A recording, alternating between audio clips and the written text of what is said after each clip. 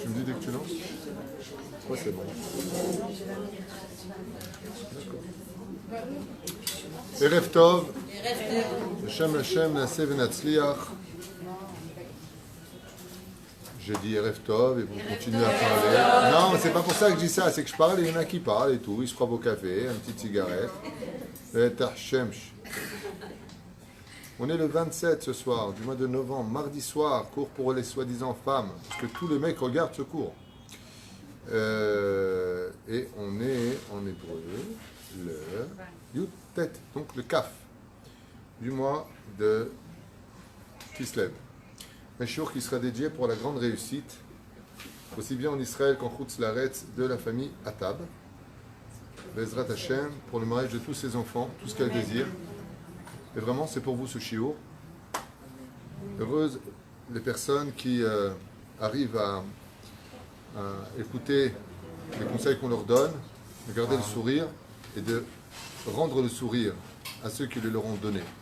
Donc, comme ce soir, on va parler du sourire, parce qu'en ce moment, on est dans la génération des tronches de Tcha B'Av.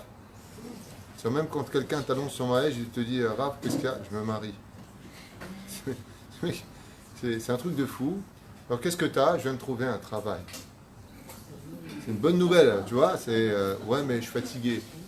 On est dans une génération où il est très difficile d'être sa mère. Alors, on a fait beaucoup de shiurim sur la joie, sur le sourire, sur ceci et cela.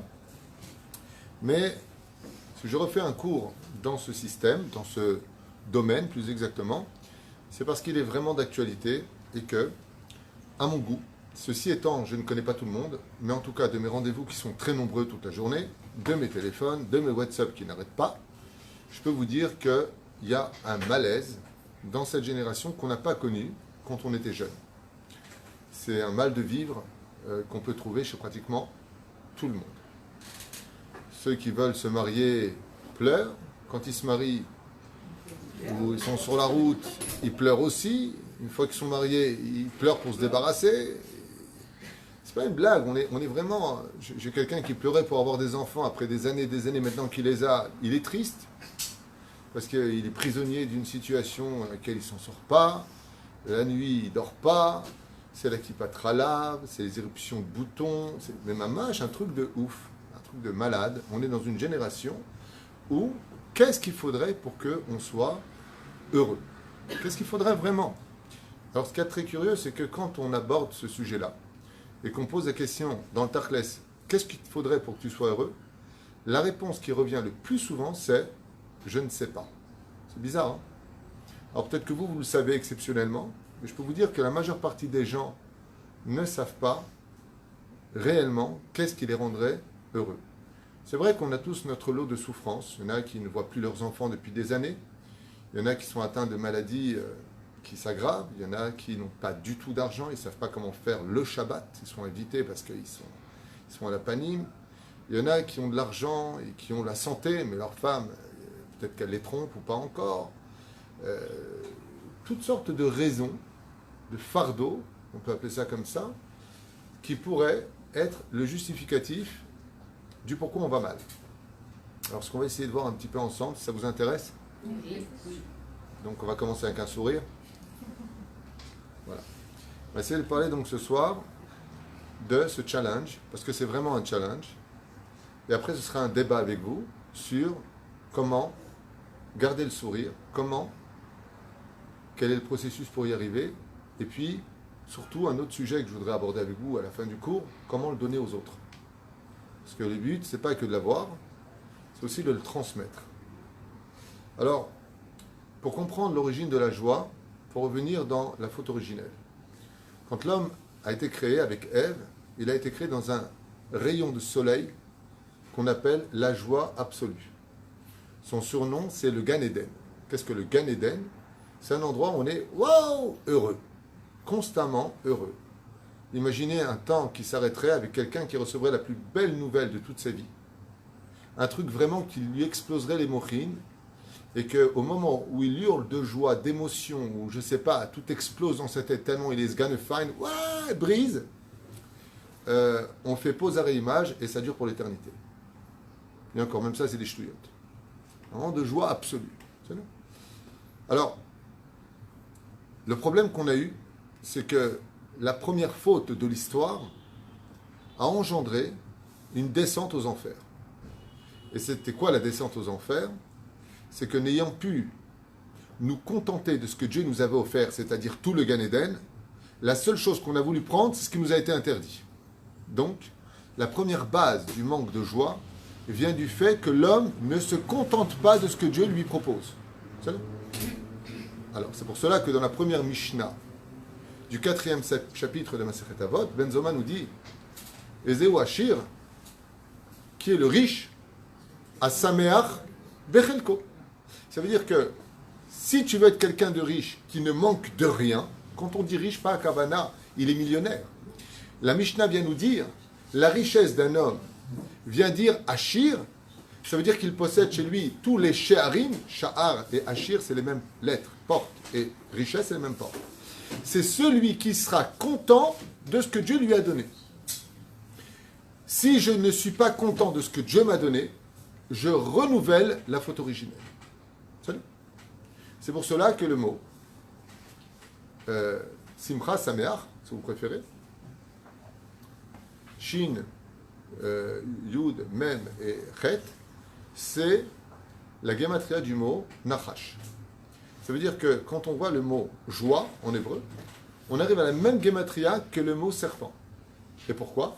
Parce que le serpent ne s'est pas contenté de sa femelle, il ne s'est pas contenté de son poste, il ne s'est pas contenté d'eux, il était jaloux d'eux, donc résultat des courses, il a enfreint des règles, et ces règles-là l'ont mené à perdre ce qu'il avait.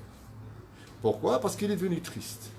Ouais, pourquoi sa femme elle est plus belle que la mienne? Pourquoi il a le jardin d'Éden? Moi j'étais le taulier avant qu'il vienne, j'étais créé le 5e jour, lui il est venu le 6e jour, et maintenant c'est lui le taulier. Une sorte de ch'touillottes qui envahissent l'esprit du serpent. Ceci étant, ces ch'touillottes qu'on appelle des ch'touillottes, des bêtises, continuent à se perpétuer dans nos esprits. Pourquoi lui et pourquoi pas moi? Ça continue. Au sage de nous dire que la situation depuis la faute originelle, depuis qu'on a été renvoyé de la lumière du Gan Eden, de là où tout était infini, c'est justement le tikkun de ce monde. Ça veut dire quoi? Je vais expliquer ça en une phrase, j'espère que vous allez le comprendre.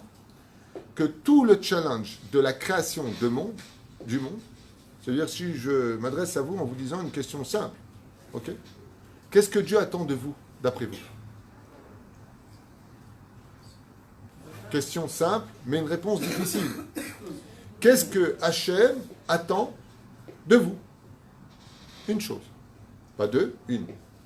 Et pour atteindre cette chose-là, il va nous donner les moyens d'y arriver. C'est d'être capable d'être en joie. C'est pas minastam. Donc je ne sais pas si ce que je viens de vous dire vous fait pas une explosion dans la tête, mais c'est quand même scandaleux d'entendre des choses pareilles. Alors je répète, nous étions au Gan Eden, nous avons été virés du Gan Eden,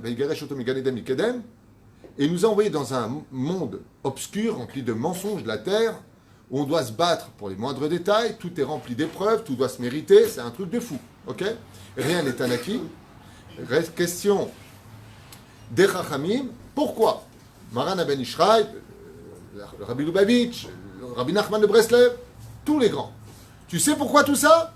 Tu sais pourquoi tu viens dans ce monde et tu vas mourir dans ce monde? Tu sais pourquoi? Pourquoi? Pour une raison simple. Est-ce que tu seras capable de relever le combat qui t'a été attribué? Et c'est quoi le combat, je vous en prie? Gardez le sourire. Le Ben Ishraï dit que la Torah n'est pas un but mais un moyen. Et si vous savez c'est quoi le moyen, vous allez tomber par terre. Dans Drashot Ben Ishraï, le Ben Ishraï nous dit que la Torah nous a été donnée comme moyen pour garder le sourire. C'est pour ça que ne lis pas Hamisha Humshe Torah, Hamisha Humshe Torah. Et la Hamisha, c'est l'aide du mot Simcha Humshe Torah. C'est pour ça que la Torah, Mesamer Leva Venosh, on n'étudie pas la Torah à Tchabéav ou quand on est en deuil. Pourquoi? Parce que la Torah nous a été donnée pour nous donner de la joie. Donc quand c'est interdit d'avoir de la joie comme des exceptions dans l'année, par respect pour ou par obligation pour, de participation, d'empathie par rapport à des événements, eh bien Dieu nous dit, bon, n'étudie pas la Torah ce jour-là. Il dit pourquoi? Ça va donner de la joie. Un truc de fou. C'est-à-dire que le but de ce monde, Bien entendu, je sens déjà plein de gens qui ont envie de me dire mais attends, il est marrant, lui. Comment être en joie quand tu as tellement sur la tête? Réponse, c'est parce que Dieu veut que tu sois en joie que tu en as plein sur la tête. Sinon, si je te donne des raisons de l'être, il n'y a plus de challenge. Ça veut dire que chaque fois, tu rentres à la maison ce soir, tu dis Baruch Hashem, chérie, on a une super épreuve. Allez, on regarde le sourire. C'est presque comme ça qu'on devrait réagir. Presque comme ça qu'on devrait, même pas presque, c'est comme ça qu'on devrait réagir. Et toutes les Gmarot nous en parlent, j'en ai parlé encore ce matin, Gamzol et Tova, Kol David Rachmana, les Tavavi, dit Rabbi Akiva, tout ce que Dieu fait toujours pour le bien, Gamzol et Tova, c'est pour le bien, attends la suite, toute la Hassidou, t'inquiète pas, attends les résultats finaux, t'as pas fini ta vie. Lama. Parce qu'en réalité, la meilleure façon d'arrêter l'hémorragie d'une épreuve, c'est de garder le sourire. Puisque si l'épreuve nous a été donnée pour voir si on est capable de garder le sourire, synonyme de j'ai de la émouna, j'ai du bitachon, je crois en toi Dieu, je suis plus fort que mes épreuves, psychologiquement, quoi que tu fasses de ta vie, le fait de garder le sourire, alors que rien ne se passe comme tu le voudrais, que tout le monde t'énerve, que tu ne comprends pas pourquoi cet illogisme, pour que tu ne comprends pas pourquoi eh bien, tu mérites de telles sentences alors que tu as tellement donné, c'est toi des fois qui élève ton fils et d'un coup c'est lui qui te trahit, des fois c'est toi qui crée une société, c'est la société qui te le prend, mais tu te dis mais attends, mais c'est un truc de malade. Ouais. Tout ça, pourquoi? Parce qu'à la loupe, on va voir si tu vas faire la tronche ou si tu vas être souriant. C'est laquelle épreuve? Tu veux réussir ton examen? Qu'est-ce qu'il y a? Tout perdu, mais je garde le sourire. La Joconde. C'est pas moi. La Joconde, qu'elle crève, moi, je garde le sourire. Lama. Pourquoi je garderai le sourire? Réponse tout simple. Parce que cette épreuve m'a été donnée pour voir si je suis capable de garder le sourire. Et c'est tellement violent dans la halakha. C'est tellement violent que ça vient nous violer même nos sentiments. Tu perds quelqu'un que tu as aimé. Ouais. La halakha, elle te dit 3 jours tu pleures, 7 jours tu es triste, 30 jours tu te calmes, tu vas chez le coiffeur. Ouais, et après, bon, tu portes le deuil, mais dans certaines conditions. Papa, maman, pendant non. Le reste, tu peux aller danser. Hein? Il dit, Vadaï, il dit pourquoi? Il dit parce que les épreuves ne sont pas des épreuves pour les épreuves sont là pour voir si tu gardes le sourire. Parce que si tu pleures quelqu'un qui est mort, ne t'inquiète pas, il y a triatamitim. Donc tu vas ressourire. Aziemale sichok penu, ou les shonenu rinna. Alors vos bouches, dit les Teilim, quand tu auras la Géoula, seront remplies d'une oreille à une autre, on ne pourra... Vous savez comment on va s'appeler quand tu auras Machar? Le Joker. Pourquoi? Vous savez pourquoi? Parce que le Teilim nous dit, il y aura une telle joie dans le monde qu'on ne pourra plus parler sans chanter tellement on sera heureux. Mais qui vivra ça? Uniquement celui, dit le Gaon de Vilna, qui aura été heureux dans ses épreuves. Je raconte une histoire qui s'est passée avec le Gaon de Vilna une fois, un taxi comme ça, à l'époque, celui qui faisait les marchandises à droite et à gauche et à droite. Il est parti voir le Gaon de Vilna, il lui a dit, Vodarav, avec tout ce que je galère, est-ce que j'ai le Olam Haba?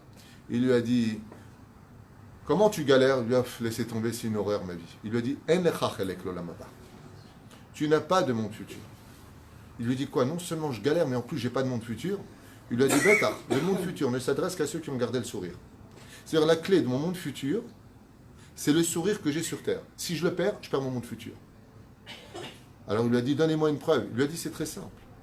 Dès que quelqu'un est triste, est-ce que la Shrina est avec lui? Automatiquement. Un prophète qui est triste. Vous savez pourquoi Yaakov ne savait pas où était son fils quand il a été vendu? Rachi le dit. Parce qu'il est devenu triste, la Shrina s'est retirée de lui pendant toutes ces années. La Shrina ne réside pas avec les perdants. Et perdre son combat, ce n'est pas l'épreuve en elle-même. C'est de garder le sourire. Si tu arrives à garder le sourire, la porte du Gan Eden se réouvre devant toi. C'est la condition. Je vous ai donné le sourire, vous l'avez bêtement perdu. Maintenant, le challenge, c'est de le retrouver dans un monde d'épreuves. D'accord? C'est pour cela que les lettres du mot, justement, Sameach, Simcha, si vous préférez, Sameach, si vous inversez les lettres, c'est les lettres du mot Mashiach. Et pourquoi? Okay? Et pourquoi? Parce que le Mashiach, ce n'est pas Simeach en hébreu, qui veut dire être en joie, Simeach, donner de la joie. C'est la gématria, c'est les mêmes lettres que le mot Mashiach, parce que le Mashiach, c'est celui, comme l'avait d'ailleurs très bien expliqué une fois le Rav Ben Arosh, c'est celui qui est capable de sortir le juif de son obscurité, de sa galoute. À partir du moment où vient le Mashiach, il amène la rédemption, la Géoula. Ouais. Et d'ailleurs, c'est incroyable. En hébreu, rédemption, regardez mes lèvres. Rédemption. Ce sont des lèvres qui restent comme un cave qui ne veut rien dire. Par contre, quand vous dites le mot Géoula, ça provoque automatiquement le sourire par l'expression des lettres hébraïques. C'est un truc de fou, ça. D'accord? Regardez, Avelout. Ça va vers le bas. D'accord? Un truc de fou. Simcha. C'est obligé de lever. En français, c'est triste, joie. Fais rire. Ça va pas très loin. Alors, quand tu parles l'hébreu, tu exprimes avec tes lèvres, tu exprimes avec ton visage. Mais par contre, quand il s'agit de bonnes nouvelles, hein, c'est incroyable. Tov lo meshane. Alors moi, je vous parlais de ça parce que le combat du Nachash, c'est de nous faire, la même gematria, c'est de nous faire tomber justement dans le désespoir, la tristesse, tout est fini, tout est fatalité, tout est foutu. Tandis que la joie est d'un tel niveau qu'on va étudier ce soir. Ça vous intéresse? Oui. Bon, sinon, j'ai des blagues aussi. Donc, la joie est d'un tel niveau qu'en réalité, elle est le challenge. C'est-à-dire que si je devais me permettre d'être vulgaire dans ma façon d'expliquer les choses, si la Torah est le moyen, alors quel est le but? Le Ben Ishraï, pas David Pilou, dit la Torah est le moyen d'atteindre le but d'être heureux. Voilà. C'est-à-dire que la pire chose qui pourrait nous arriver dans la vie, et on va en parler ce soir, c'est d'être dans la Torah et d'être triste. Rabbi Nachman, par exemple, disait tout le temps, quand il allait chez des gens qui voyaient des gravures de rabbanim, qui faisaient la tronche comme ça, ça passe en balle, il disait c'est un chilul Hashem de la Torah. Il est interdit pour le monde de la Torah de représenter la tristesse. Un Talmid Chacham, ça doit être quelqu'un qui doit être parfaitement habillé, propre, souriant, comme nos Chachamim d'époque, quand Rabbi Moshe Ederi à la Vachalom, le Rav Mordechai Eliyahu, tout le temps souriant, le Rav Blair Inara, Rav Odia Yosef, tout le temps souriant. Tu allais le voir, bon, il te mettait des claques comme ça, mais tout le temps souriant. Le Rav Kadouri, il avait presque plus de dents, tout le temps souriant. Pérouche Adavar, que si tu représentes la Torah, dit Rabbi Nachman, fais très attention, même si tu as l'Himalaya sur ta tête, ok? Sois sa mère. Sinon, tu es un chilul Hashem. Tu es un chilul Hashem. Ne viens pas dire Virotaï, Virabotaï. Faut sauver le kollel. Non. Toi, va te faire soigner. Tu as des hôpitaux pour ça, tu as une infusion comme ça, tu prends un bon thé, hein, tranquille. Non. Virotaï, Virabotaï, grâce à Dieu, le kollel est en difficulté. Qui va avoir le mérite de l'aider? C'est comme ça qu'il dit qu'il faut parler Rabbi Nachman. Il n'y a pas, c'est miskin. Pourquoi? On n'a pas envie d'être religieux. La meuf, elle était super avant d'avoir fait tchouva, mais c'est une bombe atomique, hein, attention. Hein. Toto, yoto. Ouais, elle a fait tchouva, on croyait que c'est devenu une habit. Habit de la barrique. S'habille, on dirait, je ne sais pas ce qu'elle a mis sur elle. Elle a mis le truc des schtroumpfs, comme ça sur la tête. Et ça va, droit, avec les poils ici qui sortent. Ouais, parce qu'on est religieux maintenant, tu comprends? Avant, c'est une bombe, maintenant, je vais éclater. Mais c'est cachot, c'est un chilou lâché. On n'a pas besoin de ça. Au contraire. Tu es dans la Torah, tu dois exprimer, dit le Ben Ishraï, le summum de la Gdusha. On a envie d'être jaloux de cette simcha qui est en toi. On a envie de connaître pourquoi toi tu es heureux alors que moi j'ai tout, je ne suis pas heureux. C'est comme ça que devaient être les choses. Et pourquoi aujourd'hui on est dans une grande difficulté de galoute? Parce que ceux qui vont en boîte, ceux qui sont avec des meufs, ceux qui jouent au poker, ceux qui vont en boîte de nuit, ceux qui touchent du Barry White, ils sont comment? Et toi, tu es là? C'est le contraire. Lui il devrait pleurer. Et toi, tu devrais être sa mère. Normalement, c'est comme ça. Si aujourd'hui, il y a des gens qui ne sont pas encore rentrés dans la Torah, et les mots vont être un petit peu déplacés peut-être pour certaines personnes, mais je les assume, je n'ai pas de problème. C'est à cause de nous.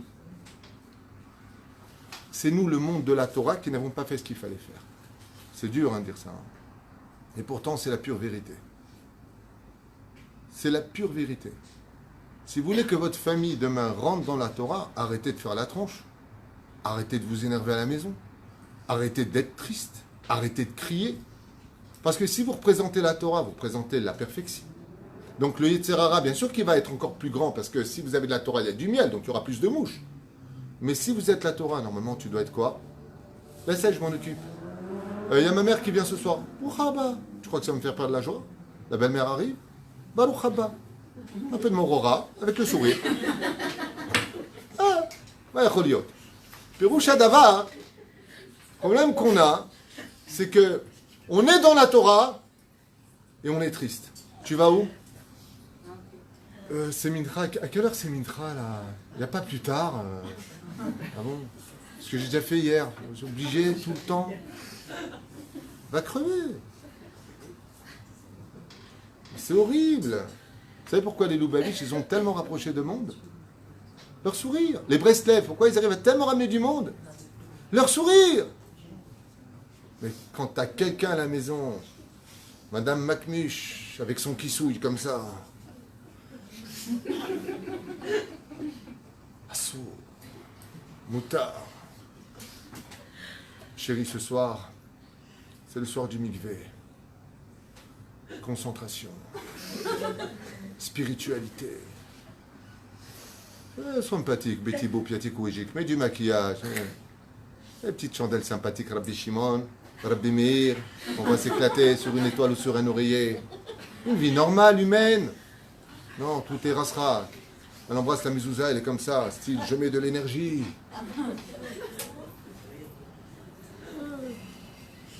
Notre Torah, c'est une Torah de vie. C'est une Torah qui s'adresse à des humains. Il y a des élites de notre peuple exceptionnels qui ont vraiment de grandes cavanotes. La Gemara nous dit, Rabbi Eliezer, quand il est avec sa femme, il tremblait, il avait la sueur qui tombait tellement qu'il sentait la shrina. Aujourd'hui, quand tu vas avec ta femme sur la shrina, qu'est-ce que tu sens? On dirait que monsieur, il est au Gan Eden. Miata bichlal. Miata ou mata bichlal. Notre Torah nous a été donnée pour cela. Et ce n'est pas de moi ce que je vous dis, c'est une phrase des prophètes. Akol nitan bedivre noam. Quand ils disent, la Torah elle s'enseigne comment? Bedivre noam, avec amour. Aujourd'hui, dans cette génération, les jeunes, ils tombent avec la Torah. Il y a beaucoup de jeunes qui se lèvent, il y a beaucoup de jeunes qui tombent. C'est-à-dire, ils ont 19 ans, ils ne voient pas l'intérêt. Ouais, ma mère, elle a le kissouille, à quoi ça lui sert? Bah, mon père, il est chômeur Shabbat, il est kova et la Torah. Bah, il ne gagne pas plus d'argent dans la vie, il galère. Il prie Dieu, je ne vois pas le résultat. C'est dur. Mais vous savez pourquoi ils ont raison? Parce qu'ils ont tort. Et pourquoi ils ont tort? Ils ont tort parce qu'ils n'ont pas raison. Alors pourquoi ils ont eu raison? Mais ils ont eu raison parce que si les résultats n'ont pas été capables de donner le sourire, et peu importe quelle était la conséquence de tes prières, alors ils ont tort parce qu'ils ont mal compris le message pour lequel ils avaient raison. Ça veut dire qu'en d'autres termes, si nous on était capable de les shader simcha, et peu importe quelle est notre situation, nos enfants ne quitteraient pas la Torah. Mais nous, on est en train de dire avec une grande tristesse, de toute façon, tu es un bon à rien, tu ne te lèves pas, tu sers à rien, tu vas devenir quoi dans la vie, il faut avoir confiance en Dieu. Et puis 2 secondes plus tard, tu dis toi-même, j'en peux plus de ceux qui souillent, de toute façon, toi et moi, on va divorcer, chérie, ça ne peut pas continuer. Mais les gosses, ils disent, mais c'est des malades, ces gens-là. Ils s'insultent toute la journée, ils font la tronche toute la journée, ils disent comment on va faire à la fin du mois. Ils sont une racera pas possible. Et quand tu parles au kidouche, chut, tu n'as pas de respect. J'ai de respect de quoi? Tu as vu la tronche que tu fais toute la semaine, tu m'attrapes juste au kidouche. Vous comprenez où est notre responsabilité à nous? Celui qui est dans la Torah, s'il a fait la Torah et les mitzvot dans ce monde sans joie, il aurait été toute sa vie un stylo qui n'a écrit aucune histoire parce qu'il n'avait pas d'encre dans sa vie. Il avait la feuille, il avait l'étude. Il avait sa teshuva, c'est le stylo. Mais l'encre, c'est la joie. Est-ce que tu l'avais pour écrire ton histoire? Une bulle. Une bulle. Les Chachamim nous disent, seuls les mitzvot accomplis dans la joie comptent pour le monde futur. C'est tout. Mais si tu fais les mitzvot par habitude, par contrainte, par ergel, si vous préférez, par j'ai fait, oui, l'habitude, mais je ne suis pas dedans. C'est comme quelqu'un qui vient vers sa femme et le jour de son anniversaire, il lui dit, au fait, chérie, je t'ai pas oublié, c'est ton anniversaire, c'est ça? Voilà, je t'ai acheté une voiture, comme ça tu ne me feras pas de reproche, ok? C'est bon? Voilà, prends ta voiture, va faire un accident avec, pas de problème. La voilà. Lama, leur année le vélo à l'échelle. Bon, c'est pas joli, il lui a acheté la belle voiture, il lui a dit, j'ai pas oublié ton anniversaire. Qu'est-ce qu'elle lui dit, sa femme? Chérie, regarde, reprends ta voiture, juste un sourire et bon anniversaire, chérie, c'était suffisant. Ainsi dit le Créateur du monde. Ainsi il demande à Hachem. Qu'est-ce que j'en ai à faire de vos corbanotes? Vous venez avec des tronches de Tchabéal. Je n'en veux pas de cela. Mais la reine, le tikkun de ce monde, c'est d'être le Mashiach de sa propre vie. Vous savez qu'il y a 3 Mashiach. Il y a Mashiach ben Yosef, Mashiach ben David. Mais il y a un 3e Mashiach. C'est les lettres du mot Mashiach. Il y a le Mashiach de ta propre vie. et le machère de sa propre vie, c'est quand tu es capable de te sortir des limites de ton obscurité, de ta galoute intérieure. Pour cela, il y a un secret, c'est ce qu'on va étudier ce soir, comment être réellement saméach. Ça ne veut pas dire que dans la vie, on n'a pas des coups de blues. Ça ne veut pas dire qu'on n'est pas dans la vie des moments, des phases... hein?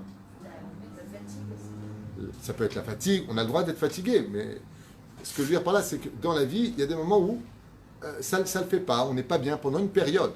Une période, c'est bécéder, et encore. Mais pas une vie. Vous savez ce que c'est de vivre avec quelqu'un qui est tout le temps triste et qui fait semblant d'être heureux? Ça a donné un dessin animé. Droopy.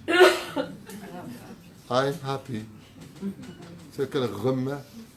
Imaginez un homme marié avec une femme, ouais, dont le père s'appelle le 17 Tammuz et la mère s'appelait Tisha B'Av. Quoi que tu lui offres, elle fait toujours la tronche. Vous vous rendez compte? Tu lui annonces une bonne nouvelle, elle te dit « Super ». Qu'est-ce que tu fais? Vous savez qu'on appelle ça en tunisien? Une remède. C'est une remède, la meuf. Qu'est-ce que tu fais dans la vie? Elle me porte l'arsab. Vous vous rendez compte? Il y a des gens, ils sont comme ça. Ça va?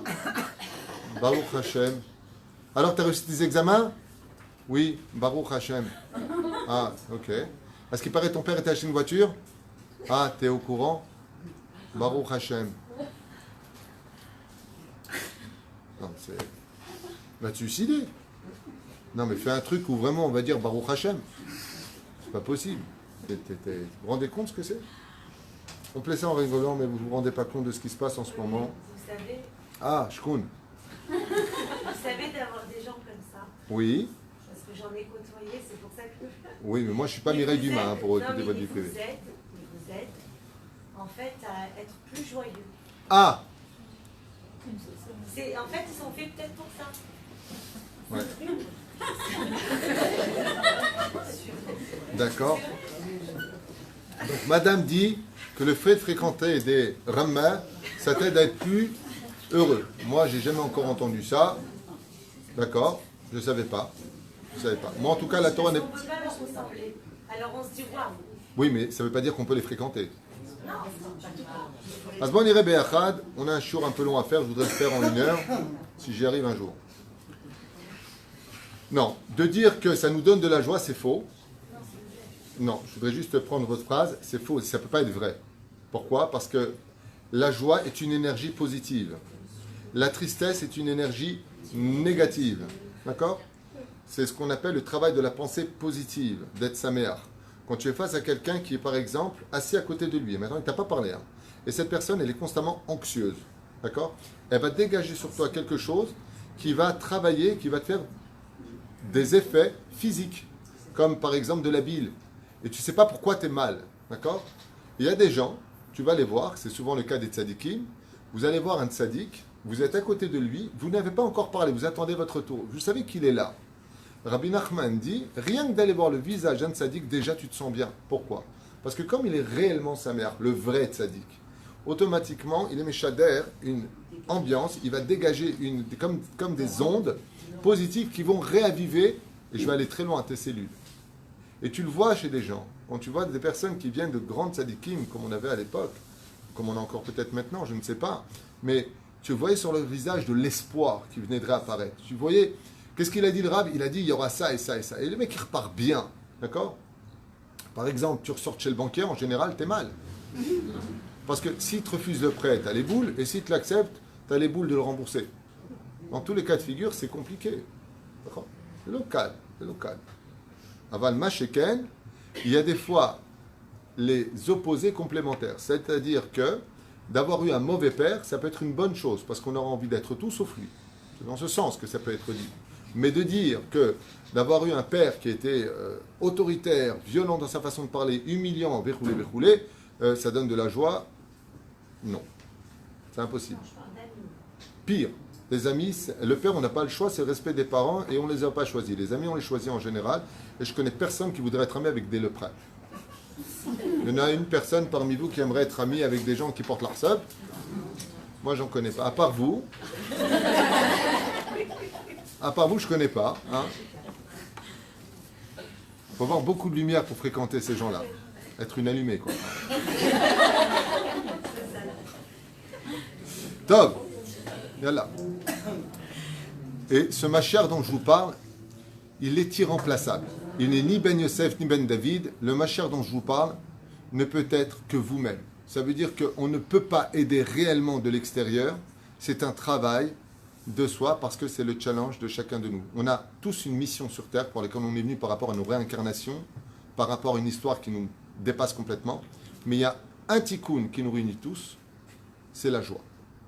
Ça veut dire que à 2 degrés différents, nous avons un tikkun à l'échelle individuelle et nous avons un tikkun à l'échelle nationale.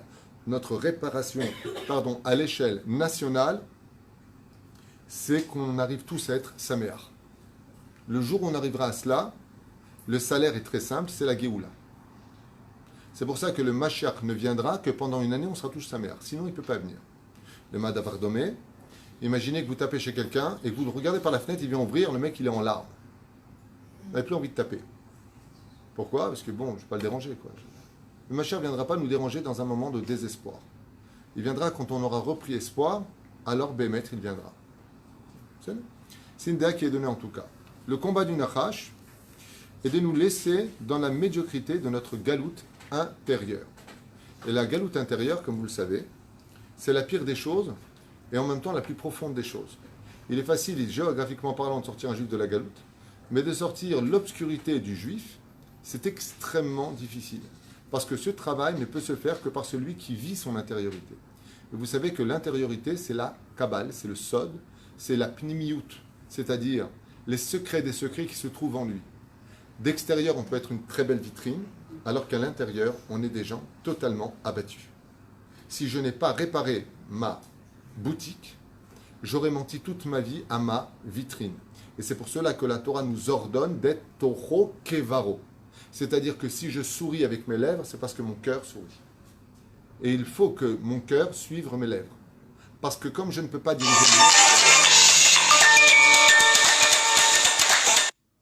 tous les mardis, nous enseignons la Torah chez les femmes. Veuillez éviter d'appeler Yatik. Alors, moi je me disais peut-être qu'ils vont le savoir. Ça fait juste 10 ans. Et donc de nous laisser dans notre galoute intérieure. Et c'est très dangereux parce que vous allez voir, surtout pour les gens qui se marient, qui vont créer des familles, qui vont avoir des enfants, qui vont marier leurs enfants, qui arrivent à l'âge de la retraite, donc ils sont tout le temps chez le médecin, la rate qui se dilate, les tuyaux qui se bouchent, enfin un truc de fou, quoi. Je veux dire, il y a beaucoup de raisons qui nous amènent à, avec le temps, à l'évolution du temps, à de bonnes nouvelles comme de très très mauvaises nouvelles des fois, qui en réalité ne sont pas de mauvaises nouvelles, mais telles que nous on va les interpréter et nous faire perdre constamment cette joie jusqu'à arriver à une espèce de constant. Et malheureusement, dans ce cas-là, on perd le challenge. Et à partir du moment où, malheureusement, on tombe dans la tristesse, il faut savoir que psychologiquement, on régresse automatiquement.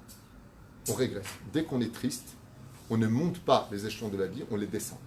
Et ça peut être une descente aux enfers. Dépression et autres. C'est là. J'avance. Alors, qu'est-ce que nous apporte, malheureusement, le fait de baisser les bras avec ce combat de la joie? Les Chachamim, alors je vous ai fait un contraste ici, très rapide, de tout ce qu'entraîne, malheureusement, ceux qui ne travaillent pas le besoin d'être saméach dans leur judaïsme.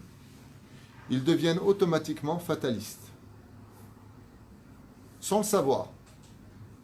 Tu as quelqu'un de triste qui peut dire n'importe quoi. Si. Tu t'es mal analysé, va voir un psychiatre, il va te le dire. Ça devient de la fatalité. Et si je suis fataliste, ça veut dire que Dieu n'a plus sa place dans mon espérance. On est d'accord. La tristesse rend particulièrement nerveux. Ça veut dire qu'en d'autres termes, quelqu'un de nerveux, c'est quelqu'un de triste. Anxieux. Jaloux. La tristesse finit par rendre pathétique, inassocial, grincheux, passe son temps à se plaindre sans fin, rate les occasions de sourire, de retrouver le bonheur, s'isole de la société, parce qu'en fin de compte, il trouve des défauts chez tout le monde. La tristesse engendre la faute, et particulièrement le lachon hara. On pourrait continuer des heures. Mais là, je vous ai sorti le package de ce que automatiquement engendre la tristesse. Avera, goreret avera. Créant ainsi autour de nous un isolement et dégageant pour notre entourage une énergie négative, nous disent les sages. Je vous le traduis directement en français. Pachout, Meshader, Avira, Ra'a. Comment s'appelle le synonyme qu'on donne au Satan et à sa femme, Elialité, Yagon Va'anacha, qui signifie tristesse et désespoir. C'est les habits du Yetzer Hara. Chez nous, il n'y a pas de désespoir. En Yehushklal Ba'olam. Hachem lui-même, comme je vous l'ai dit tout à l'heure, s'éloigne de toutes ces personnes qui font rentrer en eux le Yetzer Hara par le désespoir et la perte du sourire, et ne se dévoile pas, c'est chez les gens, Etzlam, voilà, ni par le biais du roi HaKodesh, ni par le biais de la prophétie, ni par le biais de la Shekhinah à la maison. La Shekhinah sort automatiquement des maisons tristes. C'est quoi une maison triste? C'est une maison où ça crie, ça insulte, c'est de la discorde, pas de shlom bayit. L'éducation se fait par les menaces, les cris, les hurlements, les patatis et les patatas. La Shekhinah s'en va. Dieu te dit, ok, il n'y a pas de place pour moi avec vous ici. Ça veut dire, comme elles sont belles, tes demeures disparaissent. Qui prend la place? Le Yetzer Hara. Lui vient s'installer et il est chez lui. Nos sages nous ont demandé de mettre à notre disposition tous les moyens pour ne jamais descendre dans la tristesse et de maintenir la joie. Ketzad. Donc c'est extraordinaire, je vous ai préparé la liste cet après-midi de nos sages pour savoir comment garder la joie. Et voilà ce qu'on en ressort. Tous les moyens doivent être utilisés pour garder la simcha. Petit 1, mange bien. Mange bien. Pas de quoi éclater. Mange bien. Bois bien. Chez Nehemar, Ya'in mesameach levavenosh. Pas au point de te saouler. Mais dis le Rambam dans Ilchot Deot, un verre de vin. Ça te donne de la joie. Si tu as besoin d'un phénix ou d'un pastis ou de ce que tu veux, ça te fait plaisir, viens, on trinque. Bon, bien entendu, tout ce qu'on va dire maintenant, c'est selon la loi d'Israël et de Moshe. Hein. Pas tous les moyens. Wallah, tous les moyens. Non. Les moyens selon la Torah. Profite de ce monde. Tu rendras des comptes, dit la Gemara, parce que tu n'as pas profité de ce monde. Je répète quelque chose qui pourrait choquer des gens. Nous rendrons des comptes à l'âge de 120 ans. Pourquoi tu n'as pas profité du monde que je t'ai créé, dit Hachem?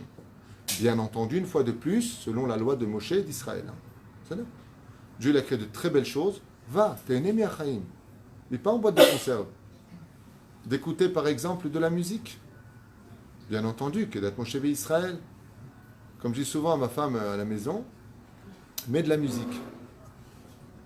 Ok? Faut être franc. Tout pour la musique. Et il balance ses mots sans suite et sans logique comme un jouet mécanique. Mais de la musique. C'est pas shoot. Pas besoin d'avoir la gale pour autant. Fais du sport. Fais du sport. Vous savez que le sport oxygène les hormones. Donc, vous savez que le sport joue un rôle hyper important dans la joie de vivre. Fais du sport.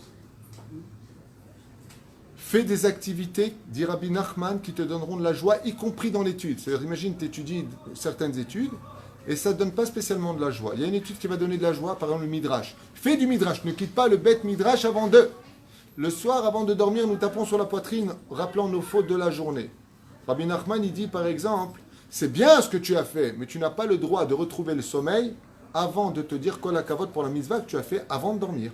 Pour dormir avec le sourire. Vis ton histoire d'amour. Vis. Tu as un mari, tu as une femme. En temps, n'importe la rasera, tu le laisses pour les autres. Toi, tu vis ta vie. Vis ton histoire. Pleinement. Vous vous rendez compte combien la Torah nous a donné de versets sur les couples dans notre judaïsme? Abraham avec Sarah, Yitzhak avec Rivka, Yaakov avec Rachel, Léa, Yosef avec Osnat, David avec ses femmes, Mordechai et Esther, Kacher Abadeti, mon mari je vais te perdre. Oh, la Torah nous parle avec un langage romancé thoraïque. Il ne faut pas avoir honte de s'aimer. Ce n'est pas une honte de faire l'amour. Ce n'est pas une honte d'exister dans son histoire de couple. C'est ça toute la Torah. Quand est-ce que la Shrina vient bénir le couple? Quand il vit dans le shalom. Quand il s'aime. Donc vis ton histoire. Le rire. Alors c'est vrai que depuis qu'il n'y a plus de Beth Amikdash, le Harizal, on l'avait rarement vu rire. Aval, dans notre génération, si tu ris pas, tu meurs. Donc tu rigoles, mais pas à pleines dents, pas bêtement. D'avoir de l'humour. C'est vrai que si Dieu a créé les Arabes, c'est qu'il a quand même beaucoup d'humour. D'avoir de l'humour, ça fait partie d'un judaïsme absolu. Et d'ailleurs, je pense que les Juifs, dans ce domaine, on a fait nos preuves. Nous sommes un peuple qui avons énormément d'humour, puisqu'on n'a pas besoin d'être charrié par les autres, on se charrie déjà nous, tout seuls. C'est net. Fait des tioulim, zema avrer.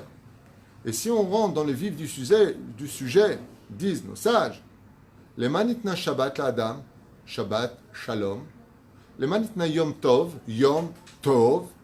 Chol HaMoed, la fête de Hanouka, Purim, Simchat Torah, Rosh Hashanah, Yom Kippour, duquel la Gemara nous dit, il n'y a pas eu de jour plus heureux dans l'histoire du peuple d'Israël que Yom Kippourim et Tou B'Av. La fête de Sukkot, où on se contente de peu, on est meilleur. Vesa, Marta, Bechagecha. La fête de Pessah, où on sort de notre galoute géographique pour retrouver notre essence intérieure, où on a l'obligation d'être sa mère. On a l'obligation d'être heureux. Ainsi donc, la Torah nous a donné tous les éléments, toutes les fêtes. Marie-toi vite pour créer ta famille, pour qu'on entende le plus souvent le mot Mazal Tov. Vous avez marqué Mazal. Tu ouvres tes lèvres. Mazal Tov. Mazal Tov. Pourquoi? Afin que cette personne, Bezrat Hashem, puisse rencontrer toutes les raisons du monde pour être heureux. Machaser lecha. Grâce à Dieu, tu as la santé. Voilà, tu n'es pas parfait. Tu as la parnassa, alors il manque à tout le monde. Celui qui n'a pas de découvert en Israël, c'est pas un Israélien. C'est une culture ici d'être en découvert. Le Satan va passer toute son existence à nous voler cette joie pour lui. Ça veut dire, si le summum, la cerise sur le gâteau dans le judaïsme, c'est d'être constamment sa mère, et je vous affirme une chose, on ne peut pas l'être sans Torah, on ne peut pas. C'est-à-dire qu'une personne ne dise pas, ah alors moi c'est bon, je suis quitté mitzvot, de toute façon je suis sa mère. C'est l'onachon, parce qu'il y a la suite là. Le Satan va vouloir prendre ce qu'il y a de mieux dans la Kedusha pour le mettre dans la Sitra Achara, dans les forces du mal. Donc qu'est-ce que voudra absolument nous donner le Satan sur terre? Sa joie de lui. Non, c'est pire. Il y a pire que de nous rendre tristes chez le Satan. C'est-à-dire que le piège machiavélique des forces du mal sur terre, au-delà de nous rendre tristes, il peut faire quelque chose de plus grave que ça. C'est de nous donner de la joie, voler du monde de la Torah pour son monde à lui. Et ça, c'est la pire des choses. Ça veut dire que il va t'offrir tous les éléments qui vont t'offrir de la jouissance, du sourire, de l'éclatade. Et ça va devenir un Elbon, c'est-à-dire une humiliation pour notre Torah. Je vous donne un exemple. Prenons le cas, ça ne veut pas dire que dans la vie, il ne faut pas être sérieux. La Torah ne s'acquiert pas chez des gens non sérieux. On ne doit pas être des clowns.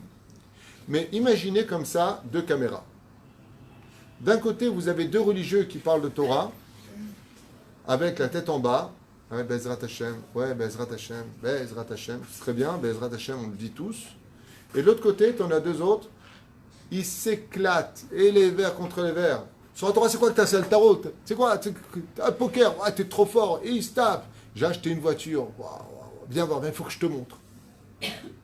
La Torah s'humilie en entendant des choses pareilles. Pourquoi? Parce que, imaginez maintenant que celui qui vient d'acheter la dernière Ferrari rouge décapotable, il dit à l'autre, il faut que tu viennes voir. L'autre, il fait 13 km pour venir voir cette voiture. 13 km.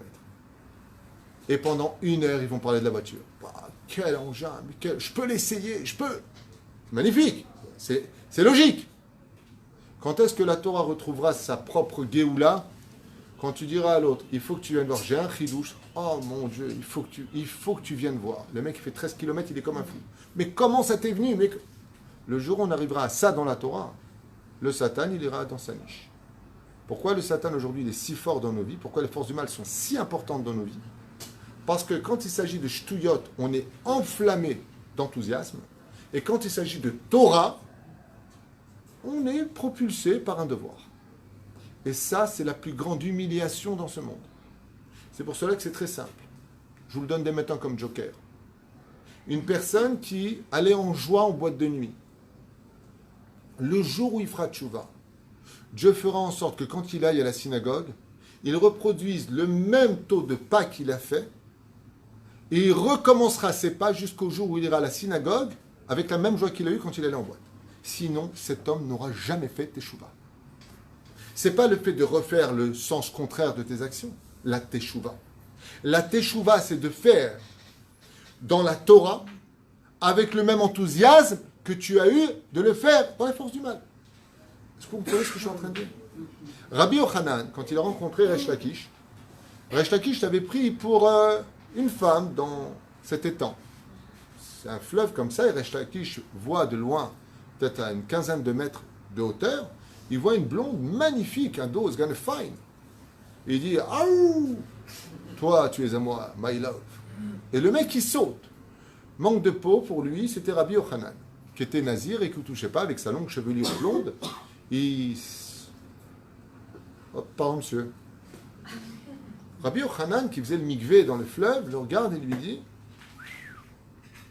t'as sauté de là-haut pour moi? Il lui a dit, ouais, je suis désolé, monsieur le rabbin, je crois que vous étiez une gonzesse. Je suis désolé. Il lui a dit, écoute, si c'est pour ça que tu as sauté, j'ai une sœur qui est beaucoup plus belle, comme on dit, que la beauté de Rabbi Yochanan dépassait l'entendement humain. Il lui a dit, j'ai une sœur qui est beaucoup plus belle que moi. Elle est ta femme. À l'époque, ça se faisait comme ça. Aujourd'hui, tu dis ça à quelqu'un, le frère finit en coup de latte. C'était les plus beaux mariages, hein, ceci étant. Excusez-moi de vous le dire. Et Rabbi Yochanan, il a dit, elle sera ta femme. Il a dit, Wallah, plus belle que vous? Il lui a dit, oui. Il lui a dit, et c'est quoi les conditions? Et voilà ce que nous dit la Gemara. Rabbi Yochanan lui dit, je fais de toi mon beau-frère. Je ferai de toi mon élève, mais à une seule condition. Kochecha batora. Et ces deux mots-là, c'est tout le cours que je viens de vous faire. Mazé kochecha batora. Il lui a dit, tu vois le saut que tu as fait de 15 mètres à te briser les jambes s'il le fallait pour une femme? Je veux que tu sois capable de garder cette même énergie pour le monde de la Torah. C'est ça ma condition. Et Resh Lakish lui a dit, je garderai cette même énergie. Resh Lakish a tellement étudié la Torah que quand Rabbi Yochanan lui donnait 40 arguments, il lui en sortait 70. Ça veut dire que ce que nous demande la Torah, regardez comment le Yetzer Hara nous pousse dans une fausse teshuva. Avant d'avoir fait teshuva, vous vous rappelez de ça? On a fait teshuva, on avait la force de veiller toutes les nuits, on allait en boîte, après le matin, à 5h du mat, tu claques des dents, tu montes le son. Ouais. On va au café Joseph. Quand t'es pas fatigué, bon, non, on va pas aller dormir tout de suite. Il est juste 5h du mat. On était jeunes aussi. Peu importe. Toi, pourquoi toi t'es vieille? Moi je suis pas vieux. Jusqu'à 7h du matin, on était éveillés. On allait dormir, il était 8h30, 9h. Quelle force on avait. Quand tu fais tchouva, parce que quand tu allais en boîte, tu n'allais pas à Stam. Maquillée, les meufs, elles étaient comme ça. Les mecs, qu'est-ce qu'il y a? T'as la fièvre du samedi soir ou quoi? Ouais. Qu'est-ce qu'il y a? Imaginez maintenant, cet homme-là, il avait 19 ans, il a fait tchouva. Comment il va? Tu es vieux ou quoi? Garde ce même enthousiasme. C'est le vrai combat de notre teshuva. Vous savez ce qui manque à notre teshuva? Ça fait 2000 ans qu'on galère. La Torah, les mitzvot, on les a toutes faites. Ça y est. Les yeshivot sont pleines. On est revenu en Eretz Israël. On est presque majoritaire sur notre terre. Mais qu'est-ce qui manque à la Géoula? Juste ça.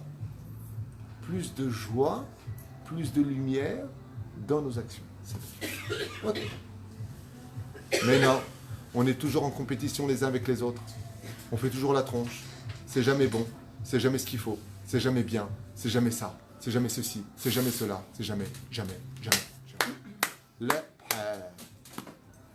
Les Chachamim nous disent que la vraie teshuva, c'est quand tu es capable de garder ce que tu avais en toi pour le monde de la Torah. Et vous le voyez avec les jeunes. Regardez vos enfants. Que Dieu les bénisse et nous les garde.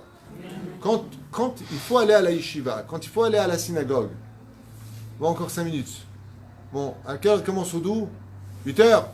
On joue à 9 heures. Comme ça, j'arrive juste pour le Sefer Torah. Je fais comme ça et débarrasse. Mais quand il y a le football, t'es où? Je suis en bas, je t'attends. Wow! C'est là qu'est tout le problème. C'est là qu'est tout le problème. Et nous, on voit rien. On dit, Baruch Hashem, il est quand même parti là-bas. Le Yetzer Hara, il ne va pas t'empêcher d'aller à la synagogue. Au contraire, il veut que tu y ailles. Mais comment? Pour que Dieu fasse la comparaison que pour aller au snooker à minuit, tu as la forme d'y aller, de dépenser. Attention comment tu payes. Hein. Tu payes content. Hein. C'est un jeu de mots. Mais tu payes content. Mais quand tu mets une tzedaka, tu fais Idgadal, Vidkada, Shem et Rabat. Alzeba Yetzerara Bador Shelanu. Particulièrement. Aujourd'hui, toute notre force du Yetzerara, vous savez ce qu'il pousse les gens à faire Torah au mitzvot, il les pousse à être parvés de l'autre côté. Vous savez pourquoi? Pour montrer à Dieu, ton combat n'a pas été gagné. Ils font Torah au mitzvot, mais ils font aussi des péchés. Quand ils font des péchés, regarde comment ils me servent à moi. Regarde la joie qu'ils ont. Et quand ils te servent à toi, regarde leur tronche qu'ils ont. C'est ça la teshuva de cette génération. C'est pas la quantité des mitzvot qui importe aujourd'hui. C'est la qualité de tes mitzvot. C'est la qualité de ton judaïsme. Vous voulez que la ville réellement aujourd'hui, elle respire la Torah? Ils ont eu peur qu'on rende cette ville de Bnei Brak. Mais pour que cette ville change, ce sont ni nos manifestations réellement qui changeront quelque chose. Et le travail qu'on fait, on a eu 6 mandats, les Russes en ont eu 6. Ce que nous, on va construire, ils seront derrière pour le détruire. Alors, qu'est-ce qu'il faut faire pour changer notre état? Qu'est-ce qu'il faut faire pour changer notre vie? Réponse très simple. Tu veux chasser l'obscurité? Deviens une lumière. Tu n'as pas besoin de plus que ça. Tu n'as pas besoin de plus que ça. Ici, le voisin d'à côté, il ne fait même pas Kippour. C'est lui qui me l'a dit. Mais il est fermé le Shabbat, alors qu'il avait prévu d'ouvrir le Shabbat. Il travaillait beaucoup avec les Russes ici. Il m'a dit, vous savez pourquoi je n'ouvre pas le Shabbat? Je lui ai dit, pourquoi? Il faut aller lui demander juste à côté qui vend le café. Il m'a dit, à cause de vous. Ou plutôt grâce à vous. Je lui ai dit, pourquoi? Il me dit, parce que vous êtes tellement sympathique, tout le temps de sourire. Vous venez me dire bonjour, vous me serrez la main. Il m'a dit, j'ai honte. Le mec me dit à côté, un chiloni avec des tatouages, vous êtes une lumière. Il faut aller le voir, demandez-lui si c'est vrai ou faux. Lama, anitamit sa mère. Même quand je vais jusqu'à tête vave, le soleil, la pluie, le vent, j'arrive cassé en 1000, des fois j'ai mal au dos, je viens faire mon cours direct, j'ai même pas le temps de m'asseoir. On me propose déjà 20 vers, je sais même pas par lequel commencer. Avalani sa mère. Ça veut pas dire que j'ai pas des moments de chute, je suis humain, mais je me pose des bonnes questions. Pourquoi? Qu'est-ce que j'ai fait? Qu'est-ce que je dois faire? Comment je vais m'arranger? Comment rentrer à la maison avec le sourire? Comment sortir des fois de nos épreuves qui sont tellement difficiles? Mais il y a une chose que je refuse. Et ma femme est là pour en témoigner. Je ne baisse jamais les bras. Jamais. Ne croyez pas que ma vie est si simple et que tout roule sur, sur des roulettes. C'est un combat d'être toujours sa mère. Et le Yetzer Hara, quand je mets les tefilines le matin, je ne laisse pas m'avoir. Des fois, tu vois un film, tu es comme un fou. Tu es comme un fou. Tu es comme un fou. Alors, quand tu vas étudier ta Gemara, sois aussi comme un fou, parce que le Yetzer Hara veut t'arrêter là. Vous connaissez l'histoire de cette chassidoute extraordinaire. Ce chassid qui avait servi Hachem toute sa vie et pour ses 100 ans, 99 ans, il a décidé d'aller voir le monde de l'obscurité. Il a décidé d'aller dans le monde où la force soit avec lui. Obi-Wan. Que la force soit avec toi. Il a dit à sa femme, je vais aller voir comment les goïms y vivent. Et puis après 2 heures, il est revenu à la maison. Il était en larmes. Il a dit à sa femme, j'ai cru toute ma vie servir Hachem, mais je me rends compte aujourd'hui, la tête basse, que je n'ai jamais servi Hachem. Sa femme, elle lui a dit, Tagili, tu es devenu Majnoun ou quoi? C'était en Pologne. Le Majnoun? Qu'est-ce que tu racontes? Tu es né dans la Torah, ton père c'était un grand rave, Il lui a dit, mais t'as rien compris, ma femme, je vais t'expliquer. Je suis descendu. Ouais, je suis descendu. Il y a une boîte en face ou quoi? Je suis descendu dans une taverne et j'y ai vu des goïms et des goyotes. Qu'est-ce qui s'éclate? Et ils se tapent les verres, et ils mettent la main là-bas, ils éclatent de rire, ils rigolent pour rien, ils jouent aux cartes. Et il dit à sa femme, mais alors tu trouves ça bien? Il dit, mais moi, tu m'as déjà vu trinquer avec toi parce que j'ai compris une Gemara. Tu m'as déjà vu en train de danser comme eux, ils ont dansé parce qu'ils ont une bonne nouvelle. Il lui a dit, avant de mourir, son mari, maintenant, je vais commencer à faire tchouva. Maintenant, dès que j'apprends quelque chose, dès que j'ouvre ma Gemara, je veux danser avec elle comme je les ai vus danser. Ou chazar b'tchouva. C'est pas le fait de la Torah, la pratique des mitzvot qui est notre Torah. C'est comment tu vas les vivre. Avec quel enthousiasme tu vas les vivre. C'est comme souvent les calottes, il y a 2 calottes ici. Elles vont arriver sous la roupa, bientôt 3 si Dieu veut. Elles vont arriver sous la roupa avec ce disque qui me fait tellement rire, chaque roupa. Je tiens à remercier l'Éternel de m'avoir fait rencontrer mon mari que j'aimerais pour la vie. Gardez le disque, les mecs. Gardez le disque. Ne le jetez pas. Première embrouille, mettez-le. Enfin, le Satan aussi voudra profiter de cette même arme qui est tout notre tikkun, nous donner de la joie avec tous les interdits qui en réalité ne sont qu'une vitrine très bien décorée, mais dont les boutiques sont totalement en ruine. C'est la force du mal. Il propose comme un porc qui montre son sabot fendu, mais qui n'a rien d'un ruminant, c'est-à-dire qu'il n'y a pas de suite à ces événements passés, mais qui aura volé des sourires qui auraient dû être donnés à la Torah pendant ces moments d'Averot accomplis. Et c'est là que le Yetzer Hara l'emporte toujours la main très haut. Eh ouais, je vous ai eu. C'est pour ça que la Chassidoute, Rabbi Israël Ben Eliezer, le Baal Shem Tov, nous dit tant qu'un homme fait la Avera, mais il n'a pas de joie, sa Avera ne compte presque pas dans le ciel. C'est-à-dire tu fais une Avera, mais tu la regrettes, tu n'es pas bien pendant que tu l'as fait, tu vois, il n'y a pas de profit intérieur, tu as 50% de cette Avera qui est déjà pardonnée. Alors quand est-ce que cette Avera, elle prend le tampon d'une vraie Avera? Quand tu le fais, et que tu es heureux, et le pire, c'est pas ça. C'est que tu t'en vantes après. Là, ça devient impardonnable. Non seulement tu fais quelque chose de mal, mais en plus tu t'en vantes et tu dis que tu es heureux de le faire. Ça, c'est inadmissible. C'est quand quelqu'un vient et te dit, voilà, j'ai un vice, je fais des avérotes, je fais ça. Mais comment il le vit? Il le vit très très mal. Il n'est pas bien. Non seulement il ne s'en vante pas, il s'en cache et il essaie de s'arranger. Sa tchouva, elle dépend d'un tout petit effort. Mais celui qui vient et qui, pendant la Avera, il est heureux, et c'est ça sa vie, c'est ça qu'il veut, et c'est bien comme ça, c'est pas un homme qui a du Yetzer Hara, disent les Chachamim, ou Kulo Yetzer Hara. Il est complètement devenu Yetzer Hara. Le Madavar Domé, à quoi ça ressemble? Une fois Dieu il a dit au Satan, amène-le en boîte. Et le Satan il a dit, je peux pas. Il lui dit, mais pourquoi?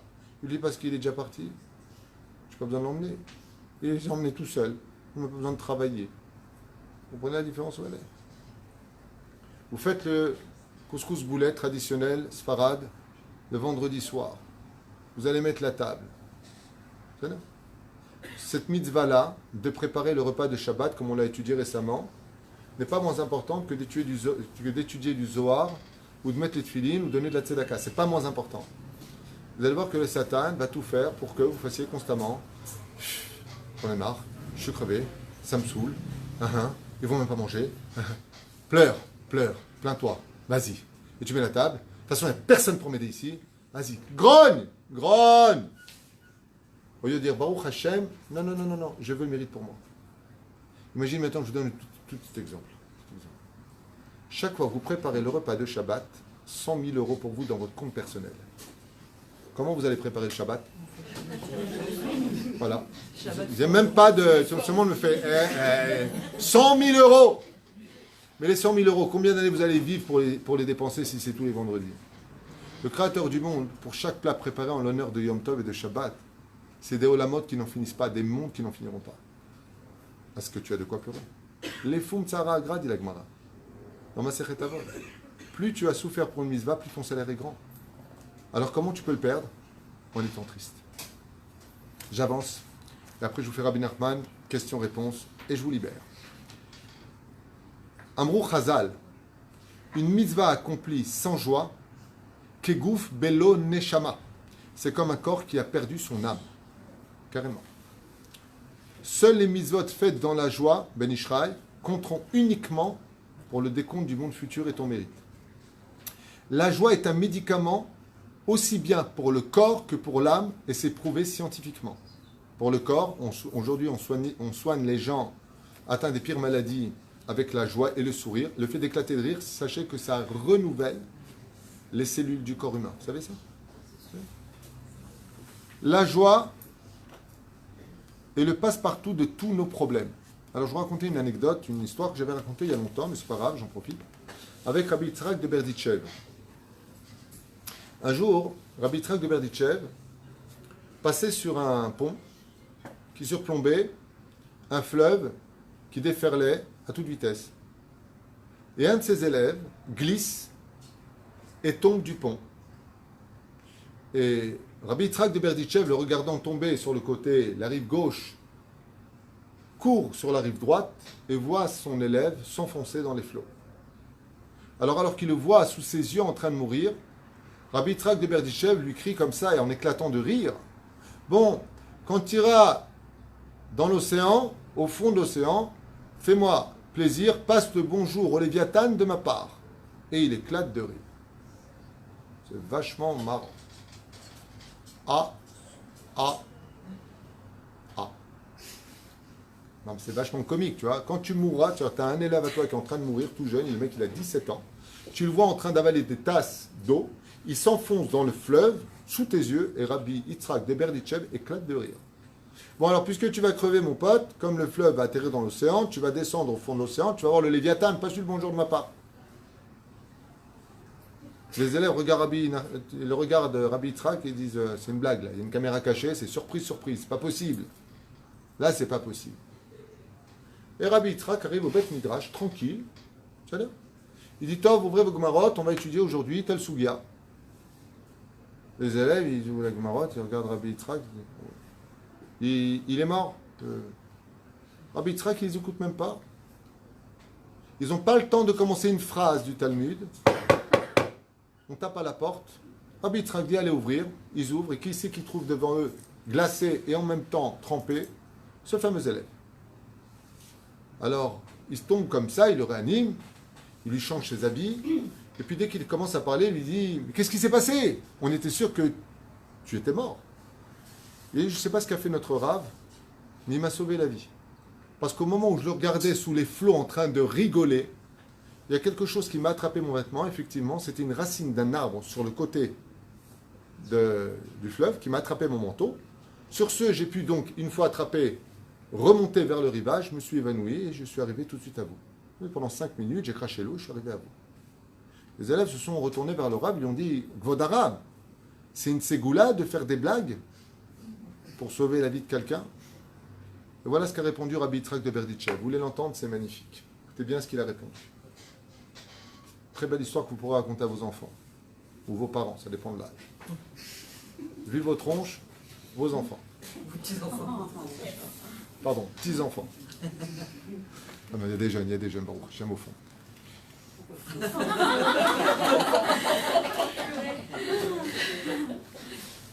Non, des fois, tu vas à des cours, tu ne sais pas si c'est une maison de retraite ou pas. Hein, alors, grâce à Dieu, ici, ce qu'il y a de bien dans mon public, des vieux, des jeunes, des... Baruch Hashem. Rabbi Yitzhak de Berditchev, il leur a dit, je vais vous dire ce qui s'est passé. Et vous allez comprendre pourquoi je suis rentré serein au Beth Midrash. Quand mon élève est tombé sur le côté gauche du pont, j'ai regardé à côté de lui et j'ai vu l'ange de la mort. Alors, je savais qu'il devait mourir. J'ai levé les yeux vers le ciel pour voir si je priais pour lui, pour le sauver, est-ce que ma prière serait acceptée? Et j'ai vu les portes des cieux me dire, ce n'est pas le moment de prier. Alors je me suis souvenu d'une des phrases du Baal Shem Tov. Quand une porte n'a pas de serrure, il n'y a qu'une seule clé qui peut l'ouvrir. Le sourire. Alors il fallait que je m'invente un sourire. Alors j'ai dit un truc relou, mais moi ça m'a fait rire. Il lui a dit, ce qui vient de te sauver la vie, à l'image de cette racine qui formait un sourire comme un crochet pour t'attraper ton manteau, c'est parce que j'ai souri pendant le moment le plus dramatique de ta vie. C'est mon sourire qui t'a sauvé, c'est pas un abracadabra. C'est que Rabbi Israël ben Eliezer, dit le Rabbi Yitzhak de Berditchev, m'a appris qu'on a dit que quand il n'y a plus aucun espoir, la seule chose qui peut ouvrir cette porte blindée qui n'a plus de serrure, c'est le sourire. Souris. C'est incroyable parce que nos grands-mères, elles n'avaient peut-être pas beaucoup de Torah, mais elles avaient toutes les mêmes phrases. Souris à la vie. Elles savaient que la force extraordinaire qui tournait une serrure qui n'existait plus, c'était le sourire. Et vous ne pouvez pas savoir combien le sourire est bénéfique, c'est ce qu'on va étudier tout de suite. Qu'est-ce qu'apporte le sourire? La joie est une si grande mitzvah qu'elle est tout simplement obligatoire. Ça veut dire que, tout comme il est interdit de manger du porc, il est interdit d'être triste. C'est du même niveau. Pourquoi tu es triste? Assourd. Tu n'as pas le droit d'être triste. D'où est-ce qu'on sait qu'on n'a pas le droit d'être triste? C'est marqué dans Shulchan Aruch. Quand rentre le mois de Av, Mematim besimcha. Quand rentre le mois de Av, on diminue la joie. Mais triste, assourd. Tu n'as pas le droit. Mishinichnas Adar, Marbim besimcha. Tu dois rajouter de la joie. Mais dans les deux cas de figure, la joie, elle est toujours là. Tu n'as pas le droit d'être triste. Ça veut dire que si on pouvait concrétiser des anges, ils nous mettraient des PV parce qu'on est triste. Ma putain, tu es triste. Tu n'as pas le droit d'être triste. C'est ça. La reine, le ciel a donné. Oui, on a dit comme ça. Si une personne comprend qu'il est obligé d'être saméach, et peu importe le taux de ses souffrances, le ciel lui donnera de bonnes raisons d'être en joie. Mais pour cela, il y a un secret. Ce secret, j'ai donné dans plusieurs shiurim, puisqu'on est en plein dedans, je vous le donne aussi à vous. Pour garder de la joie, il y a une condition irrémédiable. Si tu l'as pas, tu perds ta joie. Mais si tu veux chanter, il y a de la joie, tu es obligé... On a fait tout le monde ce soir. Hein. Ouais, on a fait les films, les émissions. Pourquoi pas? Mais si tu veux chanter, il y a de la joie, il y a une condition sans laquelle, si tu l'as pas, tu perds ta joie. C'est que, pourquoi on met les tefilines? Par exemple, parce que Dieu l'a dit. Est-ce que mes tefilines vont être dépendants d'un événement quelconque? Non. Tous les matins, je dois mettre mes tefilines. Pourquoi est-ce que vous mangez? Parce que vous n'avez pas le choix. Tu ne manges pas, tu crèves. Donc tu dois manger. Tu ne bois pas, tu te dessèches. Donc tu dois boire. Tu n'es pas heureux, tu meurs. Donc tu dois être heureux. Pour que cette joie puisse exister et ne plus nous quitter, la condition est que cette joie que nous devons avoir doit être libre, indépendante. Vous savez quelle est la plus grande richesse de ce monde pour moi? C'est l'indépendance. Qu'est-ce que c'est bon d'être indépendant? Tu dépends de personne. Ni de ça, ni de la rabbanoute, ni de la politique, ni de donateurs quelconques. Tu es indépendant. Tu es un homme libre. Ta joie ne peut exister que quand elle sera devenue totalement indépendante.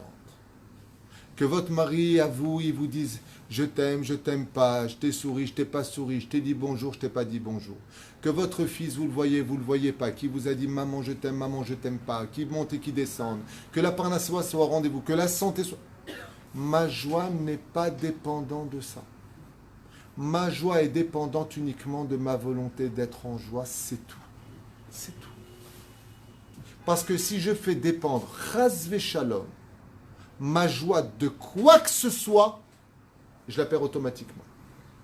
Parce que tu as donné dans les mains du Satan la possibilité de te faire perdre la raison pour laquelle tu es en joie. Et le Ramchal nous a dit, et nous a prévenu qu'il n'y aura jamais une bonne nouvelle sans une mauvaise nouvelle et une mauvaise nouvelle sans une bonne nouvelle. Il n'y a pas. Il n'y a pas. Tu reçois une bonne nouvelle, c'est automatiquement suivi d'une mauvaise nouvelle. Vous connaissez l'histoire de ces deux footballeurs qui adoraient le football et ils ont fait un pacte. Et ils ont dit, dis-moi, tu crois que dans le Olam Haba, ils jouent au foot? Il lui a dit, je ne sais pas. Il lui a dit, viens, on fait un deal. Le premier qui meurt viendra dans les rêves l'annoncer à l'autre. Et voilà que quelques temps plus tard, il y en a un qui meurt. Et puis le temps passe, et puis enfin, il vient dans les rêves. Il lui dit, ah, comment ça va? Il dit, bah dis donc, ton as mis du temps pour descendre. Alors, comment ça va? Il dit, c'est super en haut. Alors, il y a du football. Il dit, écoute, je dis, franchement, j'ai une bonne et une mauvaise nouvelle. Il dit, bah, je t'en prie, donne-moi la bonne. Il dit, oui, il y a du football. Il dit, c'est quoi la mauvaise? Il dit, tu joues demain.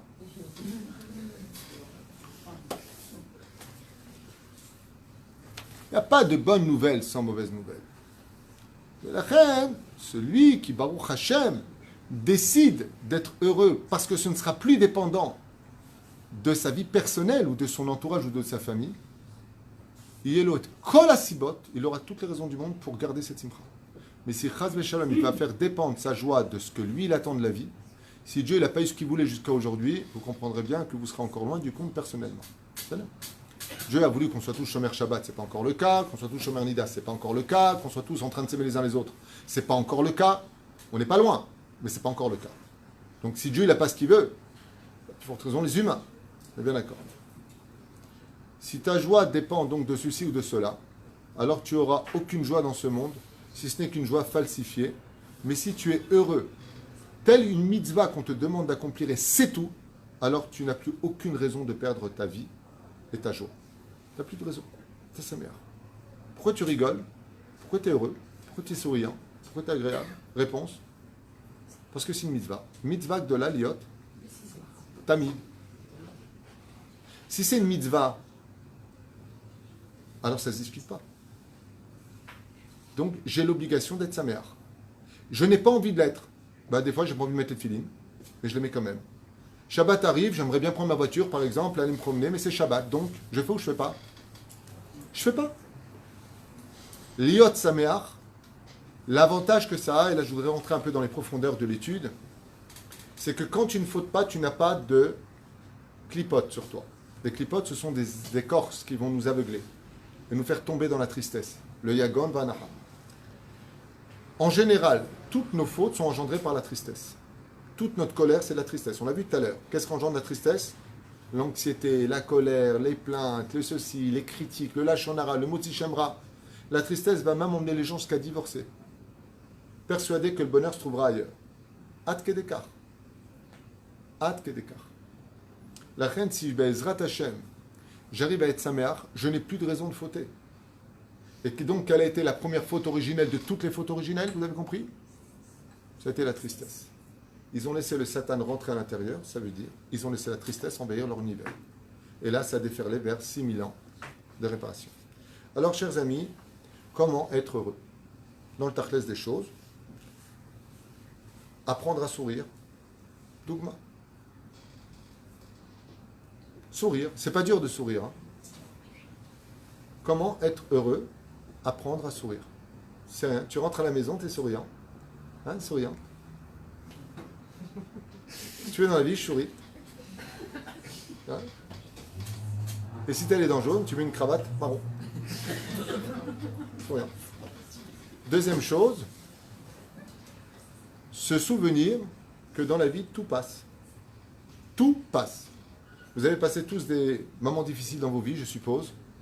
Des fois même allongés dans un lit d'hôpital, vous êtes persuadé que ça y est, c'est fini pour vous. Et aujourd'hui, je ne me rappelle même pas de quoi il s'agissait. Bekoshi. Tout passe dans la vie. Troisième chose, la Emouna, bien sûr. Bitachon Bachem. La quatrième chose, si tu fais un bilan, à quoi ça te sert d'être triste? Je vous donne un exemple. Quelqu'un attend une réponse mardi. Ça peut être positif ou négatif. Pourquoi tu es triste dès maintenant?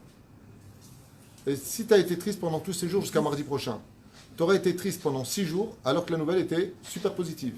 Résultat des courses, une des raisons pour lesquelles on est tous tant tristes, c'est parce qu'on n'est plus capable d'analyser dans l'objectivité les réels problèmes de nos vies. Je répète parce que ça c'est vraiment crucial. On a tous des problèmes, mais dans le tachlès des choses, et ça je me rends compte dans mes rendez-vous, quand les gens viennent me voir avec alors, le monde s'est effondré, en 5 minutes à la montre, en fin de compte, le problème n'est pas si grave. À la fin, le mec, comment il ressort? Souriant. Il dit, et le problème, il s'est arrangé? Ah, pas du tout. Mais en réalité, c'est pas vraiment un problème. Comment t'es arrivé à ça? Parce que tu fais des histoires qui n'existent pas, t'extrapoles dans tout. Il y a un truc qui est comme ça, tu l'as rendu inconsciemment, ou peut-être consciemment, comme ça. Et vous savez que la tristesse est une maladie tellement grave qu'elle peut devenir collante. Ça veut dire qu'il y a des gens qui vont chercher des raisons pour justifier qu'ils sont tristes. Tellement c'est devenu une habitude pour eux de se plaindre. Donc viens, j'en ai marre. Qu'est-ce qu'il y a? T'as pas fait tourner comme je t'ai dit. Ben, il est fait, il dit, ouais, mais c'était pas, tu te rappelles, je t'avais dit le coin, de l'autre côté. C'est une caricature, mais pas vraiment. On a toujours besoin d'une siba, la messiba. Lama. Observons les choses. Quelqu'un est venu me voir cette semaine, il m'a dit, c'est la catastrophe, mes affaires, c'est la ruine, ça, c'est machin. Il m'a fait une telle image que je lui ai dit, ça fait combien de temps que tu n'as pas mangé? Il m'a dit, quel rapport? Je reviens du restaurant. Je sais pas, je crois que tu étais clochard SDF sous un pont, tel que tu m'as décrit les choses, je crois que tu vivais dans une niche, moi, je sais pas. La sécurité sociale, je sais pas, tu m'as décrit que ta vie c'était fini. Bon. Non mais attends, même ma voiture, ils veulent me la prendre et tout. Bon, mais le frigidaire, ça va? Il me dit, ouais, ça va, le frigidaire, il va bien. Oh. Cool. C'est pas rose, c'est pas top. Ah bah le copé cède. T'es pas mort. T'es pas mort. T'as la santé, tu te relèveras. Il y a des gens qui ne font rien. C'est très dur. Ils cherchent du travail, des olim khadashim. Ils passent des moments terribles parce qu'ils n'arrivent pas à avoir de repères. Et puis c'est leurs femmes qui vont travailler, donc ils se sentent inférieurs. C'est une période. Cherche, fais ce que tu as à faire. Ce que ne supporte pas une femme à la maison, c'est que le mari ne fasse rien de sa vie. Mais si elle voit son mari envoyer des CV, bouger, aller, trouver, commencer à travailler, elle va l'encourager.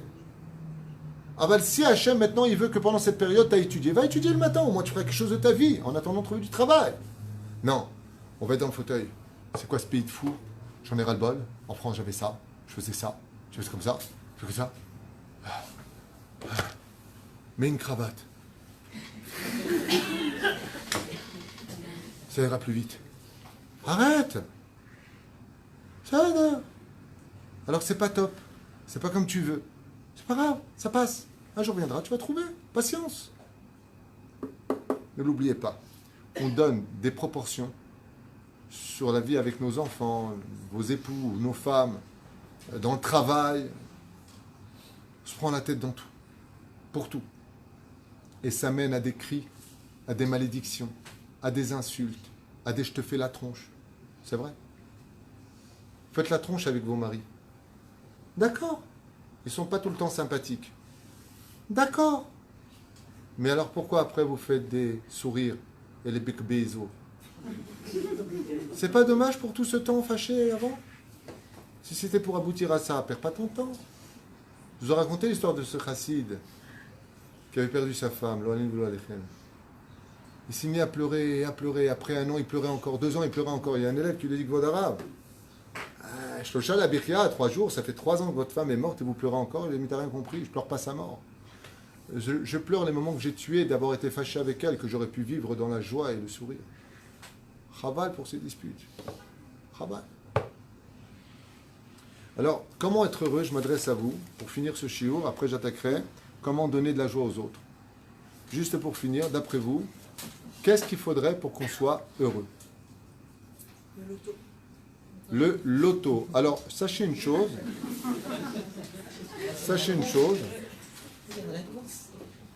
C'est ce qu'aurait répondu tout le monde. Le loto. Sachez une chose, 99% des gens qui ont gagné le loto ont divorcé. Ce n'est pas de moi, c'est un sondage qui a été fait aux États-Unis. Pas 99, 98% des hommes qui ont gagné le loto ont divorcé de leur femme, ont tout reperdu et la plupart se sont suicidés. Donc, ce n'est pas vrai. Pourquoi? Parce qu'on a un klal. Celui qui n'est pas content de ce que Dieu lui donne ne sera jamais content de ce que Dieu lui rajoutera. Et c'est pour cela que s'il n'est pas content de ce que Dieu lui a donné, même ce qu'il avait, il le perdra. Parce que comme Dieu n'aime pas l'hypocrisie, il va lui donner de vraies raisons d'être triste. C'est là. Mais par contre, s'il fait semblant d'être heureux, dit Rabbi Nachman, pas moi, il lui donnera de vraies raisons de l'être. L'énergie est un aimant. T'es lumière, t'as de la lumière. T'es noir, tu prends du noir. C'est tout. T'as compris ça, t'as tout compris. Moi, je me rappelle une fois ma mère, que Dieu la bénisse, la vérité. Une femme vraiment, mais vraiment exceptionnelle. Vraiment. Que Dieu lui donne la santé. Vraiment. Avec toutes les épreuves qu'elle a eues dans sa vie, je la voyais des fois, elle se laissait ses larmes comme ça, elle tapait des mains, elle dit bon, de toute façon, ça sert à rien de pleurer. Allez. Tapez comme ça sur le volant. une petite Breslev, petite à l'époque, direction Belleville. Ouais. Combien d'épreuves elle a eu dans sa vie? Elle a toujours gardé le sourire. Une fois, je lui ai dit, maman, avec toutes les épreuves que tu as dans ta vie, comment tu arrives à être heureux? Elle m'a dit, mais tu as vu les enfants que Dieu m'a donnés?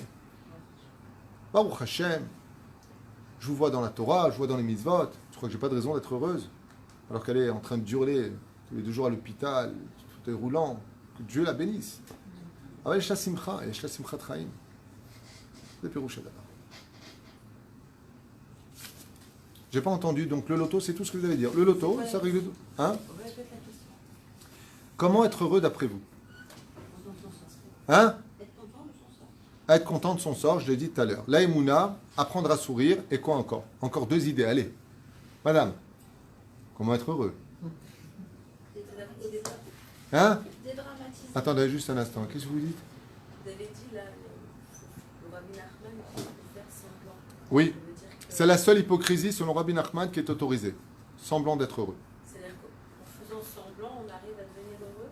Si tu fais semblant, dit Rabbi Nachman, Dieu te donnera de vraies raisons du ciel d'être vraiment heureux. C'est la seule hypocrisie permise dans les mitzvot de la Torah. C'est la seule. Toutes les autres hypocrisies sont interdites. Celle-là, elle est moutard. Moi, il y a 3 recettes. 3 recettes. Vous étiez où, vous, depuis tout à l'heure? 3 recettes pour être heureux. On les écoute. Une, c'est déjà vivre le moment présent, parce que si j'ai peur du passé, c'est déjà passé. Ça sert à rien. Et si j'ai peur du futur. Vivre le moment présent. Mais pas dans le sens carpe diem débile comme ça. Genre juste, bon, ça va, là, je suis bien dans ce moment-là, là maintenant. Même juste d'être assis à ce cours, alors que voilà, j'ai des trucs qui m'attendent, je suis bien. Juste dans. J'ai compris. Voilà. 1. Vivre le moment présent. C'est-à-dire le mec, il est en deuil, il vient de perdre quelqu'un, on lui dit, vis le moment présent. Le mec, on vient lui apprendre, t'es à la rue, ton propriétaire t'a viré, il est sur le banc, on lui dit à ce moment-là, vis le moment présent. Avec les pigeons qui t'attendent. Oui, parce que ça va être très très dur après dans ce moment-là, mais moi je vais le prendre dans le sens, je suis là. Excellente réponse. Ça, je te charrie, mais je te charrie pas. J'essaie de prendre l'avocat du diable. C'est un des enseignements de toute la chassidoute. Rabbi Nachman dit que un des remèdes pour la joie, c'est Mata doeg le machar. Et il y a même une chanson. Ben Adam, ma lechatidag. Qu'est-ce que tu t'inquiètes pour demain? Qui t'a dit que tu vas vivre Bichlal demain? Vivre le moment présent est une des très très très bonnes réponses. Je voulais un peu voir comment tu allais assumer la suite, mais tu t'es pas mal débrouillé. Deuxième tam. Deuxième. Deuxième, c'est l'amour de soi. Pas dans l'égocentrisme, mais juste dans. S'estimer. Oui, tout simplement. Genre savoir. Excellente réponse. Mauvais. C'est bon, tu vas pas nous prendre à neuf. Non, mais on a compris jusqu'il est un peu tard. Excellente réponse. Tu viens de donner une très très bonne réponse. Maman, je fait Méod. C'est tout simplement que une des raisons qui peut te permettre vraiment de garder ta joie, eh bien, c'est de ne pas te laisser influencer, par exemple, par les pervers narcissiques qui vont constamment descendre leur conjoint. T'es un bon rien, sans moi tu vaudrais rien. De toute façon, qui voudrait de toi aujourd'hui? Non, non, non, non, non. Je suis une bombe. Je crois en moi. J'ai des qualités et personne ne m'enlèvera ça de ma tête. Excellente réponse. Troisième réponse. Attention, c'est un voyage chez le rabbi après. Voir le verre toujours à moitié plein. Quoi qu'il arrive. Grosse gourde. Pas toi, hein. Hazve shalom. Réponse inadmissible pour la chassidoute. Ce que tu dis, elle a dit voir le verre à moitié plein. Dans la Torah, de dire une chose pareille, c'est d'akfirut. Pourquoi? Parce que dans le judaïsme, quand Dieu laisse un vide, c'est parce que ce vide est nécessaire pour la complétude du verre. Donc de voir le verre totalement plein, dit Rabbi Nachman. C'est pas de moi. Rabbi Nachman, il dit, les goïms, ils disent, il faut voir le verre à moitié plein. Nous, dans la Torah, on dit, le verre est toujours plein. Parce que le manque n'est autre que ce qu'il faut pour que le verre soit complet. S'il n'y a pas de manque, on n'a plus besoin de Dieu. Si on n'a pas de manque, on n'a pas besoin des Mouna. Si on n'a pas besoin, si on n'a pas de manque, on n'a plus d'ambition dans la vie. Le monde cesserait de tourner. Ce qui fait que le manque dans nos vies n'est autre que ce qu'il nous faut le plus pour avoir envie de compléter quelque chose. C'est pour ça qu'un enfant naît sans Brit Mila pour que le complète. Il va toujours manquer quelque chose. C'est-à-dire, l'une des raisons pour lesquelles on prélève le maaser de nos mascorotes, c'est pour créer un manque, pour que Dieu nous redonne les moyens de compléter, pour qu'on ait un deuxième manque. Ça veut dire que si tu veux la misa du maaser, eh bien je vais t'offrir le moyen de pouvoir le faire. mais avec un doute. C'est vrai que tu vois, souvent c'est comme ça. Tu fais le maaser, puis d'un coup, tu as moins les moyens de le faire. C'est bizarre. Pourquoi? Parce qu'il faut le mériter, ce manque. Les Réchaïm prennent tout dans ce monde. Les tzadikim manquent de tout. C'est à eux de compléter ce manque. C'est pour ça que les chassidim, eux, disent toujours Baruch Hashem, tout va bien. Yom Yom, Akol Beseder, je vais bien moi. Pourquoi? Parce qu'ils vont compléter ce vers que tu as défini comme étant. En tout cas, tu as eu 3 belles réponses. Ta dernière un peu chnana, mais c'est pas mal. Maintenant, on passe à l'autre. Alors peut-être que tu vas faire un extra, Rabbi Nachman et le Rabbi. Comment donner de la joie aux autres? Alors, je vous ai fait une réshima, la mienne, qui vient de plusieurs livres. Et puis après, c'est vous qui finirez cette très belle soirée avec vos réponses à vous. Est-ce qu'il y a des questions?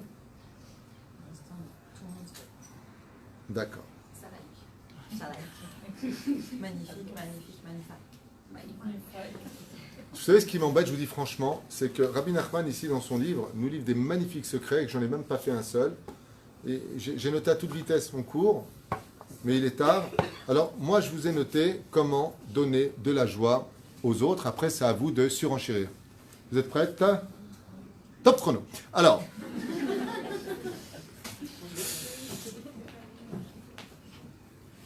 leur sourire. Toute la chassidoute nous dit qu'un des plus grands chesed dans ce monde, c'est que quand on vient te voir, surtout quand on est médecin, par exemple, dans ton cas à toi, les clients sont souvent impatients. Tu ouvres la porte avec le sourire, il n'y en a plus que pour 3 heures, sois patiente et tu fermes la porte. Sourire à tout le monde. Rabbi Nachman dit que le sourire est une obligation. La Gemara l'enseigne, à jamais tu dois montrer tes dents blanches. Ça ne veut pas dire que si elles sont noires, tu ne souris pas. Ça veut dire, en d'autres termes, si on voit tes dents, c'est que tu es en train de sourire. Donc, à jamais, tu dois toujours avoir le sourire. Donner de la joie aux autres signifie tout simplement trouver les mots pour leur remonter le moral. Dans Baba Batra, Bedaftet Amoudbet, 11 mitzvot appartiendra à celui qui remonte le moral de l'autre. Gmilut Hasadim. Les aider financièrement. Des fois, tu vas voir quelqu'un, il te dit, voilà, j'ai même pas de quoi faire Shabbat, il manque 400 shekels, et toi, tu lui réponds, ouais, Bezrat Hashem. Faut prier, mon pote. Non, pas besoin de prier, je vais te les donner. Voilà de l'argent pour aider. Quand on vient te voir pour te demander de l'aide, les envoie pas chez Dieu. Parce que Dieu te les a envoyés. Je répète, quand on vient te voir, les envoie pas au kotel, parce que c'est le kotel qui te les a envoyés. Donc quand on te demande de l'aide, tu donnes de la joie aux gens. Quand quelqu'un il sait à l'avance, et là je voudrais vous donner un secret personnel que moi je mets toujours en pratique, comme encore hier, hein? Et on l'a fait aujourd'hui aussi. Quand, voilà, on a des familles par exemple pour Hanouka qui n'ont absolument rien. On va prendre le cas de tout à l'heure. Rien, quand je dis rien, ils n'ont rien. Pour Hanouka, les frigidaires sont vides.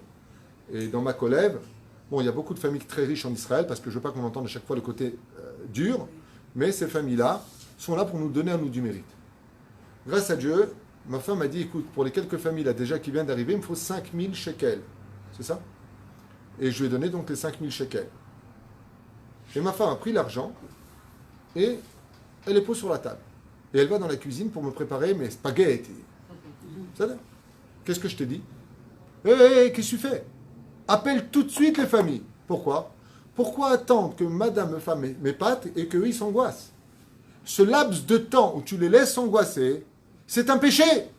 Elle les a appelés, elle leur a dit, vous avez chacun, 5 familles pour l'instant qu'on a fait pour Pessah, 1000 shekels chacun. Pour Hanouka. Vous n'allez pas me croire. Vous n'allez pas me croire. Un Kiryat Gat, un là. En 1 heure, ils étaient tous en bas de la maison. Pour vous dire à quel point ils étaient sa mère. Une des plus grandes minutes Rassadim, par exemple, quelqu'un a besoin de ta voiture. Tu peux me prêter ta voiture? Bon, je sais pas. Mais le mec, il s'angoisse. Bon, c'est oui, c'est non. Alors il attend. Dis-moi, on lui prête ta voiture ou pas? Ouais, bon, je lui dirai demain. Pourquoi? Envoie-lui SMS. Passe ton temps, ta vie sur ce SMS. Tes doigts, il y a marqué dessus. WhatsApp, SMS. Mail, tes doigts, il y a marqué comme ça. C'est des empreintes, c'est SMS. La gemme, à ce moment-là, tu lui envoies pas. Envoie-lui OK pour la voiture. Vous savez ce qui va se passer de l'autre côté? Ah, super, on a la voiture pour y aller. Pourquoi tu attends? Pourquoi tu attends de donner de la joie aux gens? Alors, on a un côté très tunisien relou. On va lui faire la surprise, pas. Quelle surprise, tac! Le mec, pendant 3 jours, il n'a pas mangé, il avait mal au ventre. Surprise! Et ben, on n'en a plus besoin. Ah, parce qu'ils sont relous, les gens, avec les surprises. Qu'est-ce qu'ils aiment faire des surprises? Mais les surprises, en attendant, le mec, il était mal. Je connais quelqu'un, le pauvre, l'an dernier. Le khatan, il a des parents divorcés. D'accord? Le père, il s'est pris grave la tête avec la mère et il a juré de ne pas venir au mariage. D'accord? Donc, le khatan était dans un état pitoyable. Bah, sauf le père, il m'envoie un truc. Bon, comment ça se passe pour la roupa? Je serai présent. Je lui dis, vous l'avez dit au khatan? C'est oui. J'ai été voir le khatan, je lui dis, il y aura ton père. Il s'est mis à pleurer dans mes bras, il m'a dit, Todara Barab, je suis pour rien, celui qui m'a appelé pour me le dire, mais il veut faire, tiens, frère. Pourquoi? Le khatan, il va rentrer angoissé, il a peut-être prévu de rentrer avec un ilodam. T'as une bonne nouvelle, ne tarde pas, le Zohar nous dit, dès que la Géoula aura lieu, 3 jours avant, Dieu va sonner du chauffard pour nous prévenir. Pourquoi? Attends les 3 jours de la Géoula. Surprise! Non, je te fais pas de surprise. Je veux que tu saches que la Géoula, elle est là. Pourquoi attendre pour donner du bonheur aux gens? On n'a pas le droit de laisser les gens attendre. Il y a le côté un peu relou des couples. La femme, elle est là, c'est son anniversaire. Et le mari...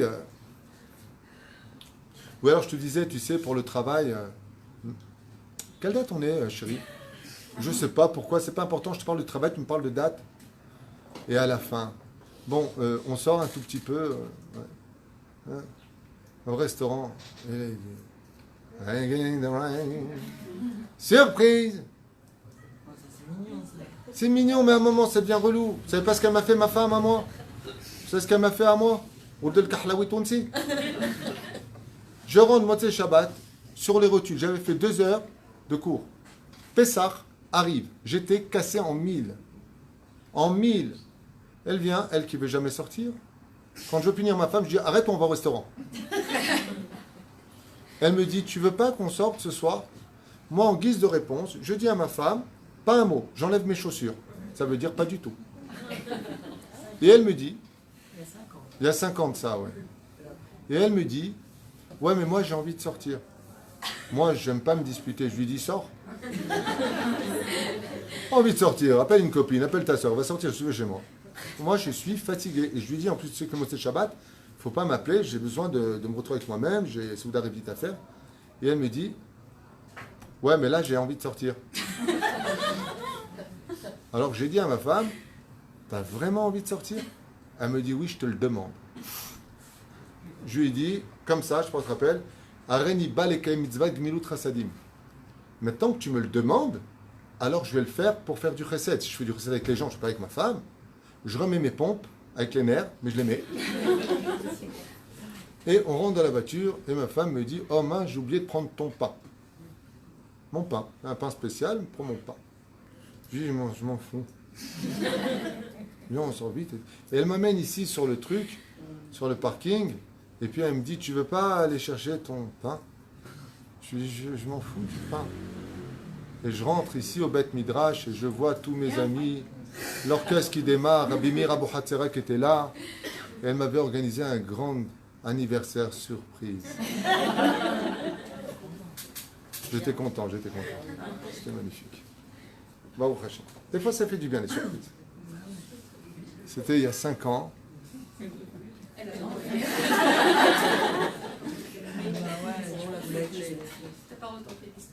Non, elle a retenté, elle a refait. Et elle m'a eu 2 fois avec ça. Moi, j'ai eu 10 fois, mais elle m'a eu 2 fois.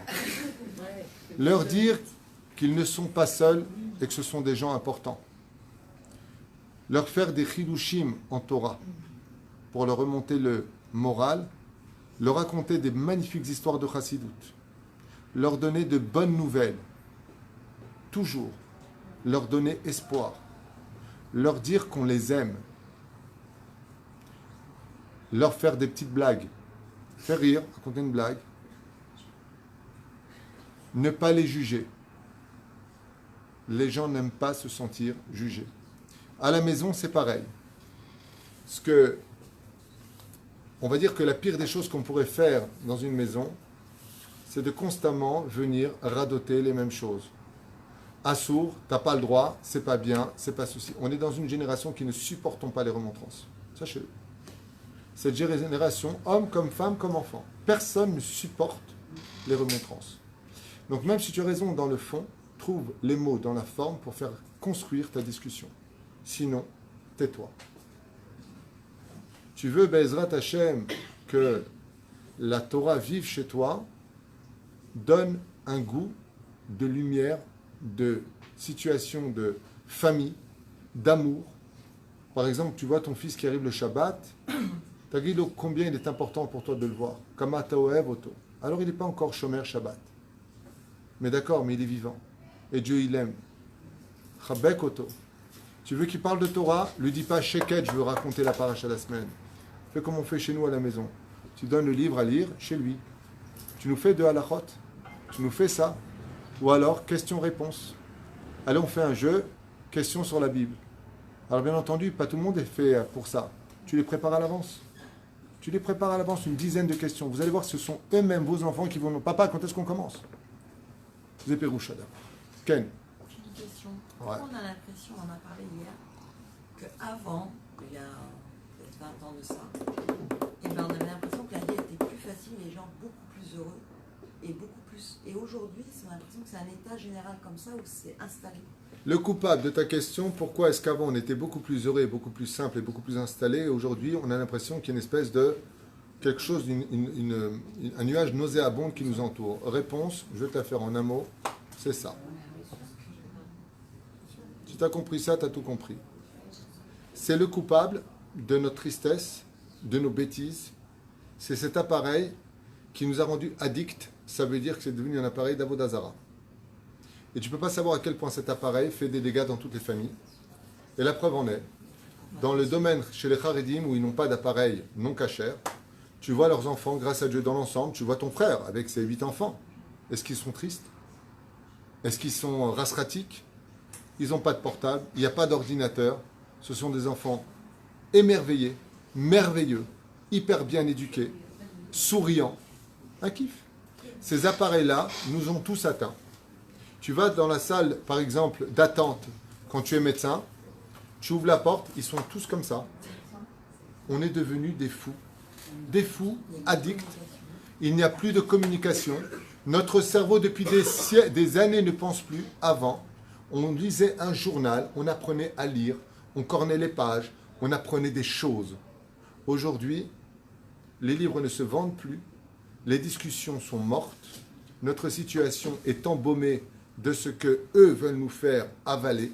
On vit dans un monde de médias complètement faussé, à un tel degré où on n'existe plus, on ne fait que retransmettre comme des puces ordinateurs tout ce que nous vivons, tout ce que nous entendons, tout ce que nous préparons dans notre cerveau. Et c'est pour cela que avant on était beaucoup plus heureux, on n'avait pas les portables. Nous nous portions nous-mêmes. Aujourd'hui, c'est les portables qui nous dictent ce que nous devons penser, ce que nous allons dire et qu'est-ce qu'on va vivre chaque soir. Et on est devenu, je dis bien, addict. Il y a une émission qui a été faite extraordinaire sur pourquoi Facebook a été créé. Réponse, pour rendre les gens addicts à leur portable. Et ils ont réussi. On n'est plus capable de vivre sans nos portables. Vous vous rendez compte? Alors que les portables existent depuis une vingtaine d'années aujourd'hui. On n'est plus capable de vivre sans. On n'est plus capable de s'asseoir sans. On n'est plus capable de rentrer dans nos lits sans. Tu as le portable qui est partout. Pire, on n'est même plus capable d'étudier sans le portable. Il est à côté de nous pendant la prière. Il est sur notre hanche, partout où on va. Il est dans nos voitures. Non seulement ça nous tue les neurones, mais aujourd'hui les portables sont la première cause d'accident dans le monde, d'accident de voiture. Le bus qui s'était renversé dans le ravin et qui a tué 5 personnes a eu lieu parce que le chauffeur était en train de renvoyer un SMS pendant qu'il conduisait à Jérusalem. 5 morts. Le mec qui a tué une famille, papa, maman, 6 enfants, a reconnu que s'il aurait rentré dedans et qu'il a tué 8 personnes en un seul accident, c'est parce qu'il était en train de répondre sur son portable et qu'il ne les a pas vus. Et il aura rentré dedans de point à feu. Il a tué 8 neshamot. à cause de ce portable. Oui, ça fait partie. Alors c'est vrai que le portable, voilà, il y a un cours, les gens ont entendu, ça peut peut-être Le cours de ce matin, j'ai déjà reçu Baruch Hashem des WhatsApp ce matin, un cours à voir extraordinaire. Quelqu'un m'a dit, j'avais pas le moral, j'ai retrouvé le moral à 100%. Alors c'est vrai que c'est du positif. Mais si ça peut servir qu'à ça, après tu l'éteins sur les 24 heures, tu n'es que 2 heures, regardez jusqu'où je vais. Hein. Dans une journée, tu n'es que 2 heures sur ton portable, alors on aura sauvé le monde. Mais aujourd'hui, je peux vous affirmer que sur 24 heures, la moindre parcelle de temps de libre que nous avons, nous sommes sur le portable. Il faut voir, si vous allez à New York, vous mettez une caméra en haut de la 36e avenue, la 5e avenue, tu vois les gens qui marchent, des milliers de personnes. Tu mets une caméra, les gens marchent comme ça. On dirait un film de robot. On est tous comme ça. Dans le bus, on est tous comme ça. On ne s'appelle même plus pour les anniversaires. Aujourd'hui, quand tu veux parler avec ta femme, il faut que tu lui envoies un WhatsApp, alors qu'elle est juste en face. Je peux te parler? Et le mec, il te dit, je suis occupé en plus, il est là. Mais c'est un truc de fou. Donc si tu veux savoir aujourd'hui réellement pourquoi on est dans un... Et je vois, je te dis franchement, quand je vais fréquenter même le monde Haridi, tu le vois avec la Brechim ici. Ils sont normaux. Ils ont des petits téléphones pourris, tu sais, cachers là, qui tiennent comme ça, comme il a à Yehuda. Ouais. Ben, tu vois chez eux quand tu parles, ils sont concentrés, ils sont normaux, ils ont pas mal à la tête, ils sont capables d'étudier des livres, ils tournent les pages. Merveilleux. Nous, on est même plus capables de ça. Vous savez pourquoi les librairies ferment aujourd'hui? Vous savez pourquoi les journaux ne marchent plus? Parce qu'on n'est plus intéressé à rien. À rien. Tout est à portée de main, sans effort, et tu es là. Et tu avales, et tu avales. Alors, toujours le joker, ouais, mais il y a quand même de la Torah aujourd'hui. Oui, c'est ça. Oui, mais c'est vrai. Donc, dès que tu as fini ton cours de Torah, pose ton appareil. Tu verras que du cours de Torah, tu vas passer à Stark Walker, à les informations, et tu resteras avec ce portable. Je vous dis un truc, j'avais dit un jour, il y a très longtemps de cela, le jour où on restera avec des livres de Torah, autant qu'on sera avec nos portables, on sera tous des babas salés. Parce qu'on a tout le temps pour nos portables. On n'a plus le temps de rien. Et vous savez ce que ça a fait? Ça nous a éloignés.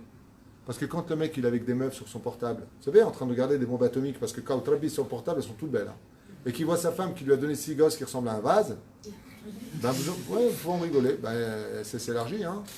Et ben, résultat des courses, le mec il se pose des questions et pourquoi pas. Et on joue. Après on va sur Facebook.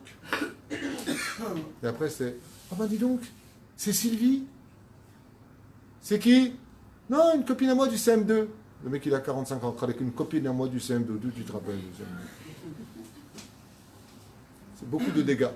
Et sachez qu'un des éléments qui nous a le plus pollué notre esprit, c'est ces appareils qu'on donne à nos enfants. Vous ne vous rendez même pas compte. Tu prends le train, tu vas dans un bistrot, tu prends l'avion, tu prends ce que tu veux. Tu vas à l'hôpital. Ils te mettent tous les branchements de tous les portables qui existent. Keilou, c'est devenu la première priorité de chacun de nous. Alors c'est vrai, tu vas filmer la naissance, pas la naissance même, mais quand il sort, le petit, tu vas filmer des événements. Aval, c'est beaucoup plus de mal que de bien. C'est beaucoup plus de mal que de bien. Même si c'est professionnel.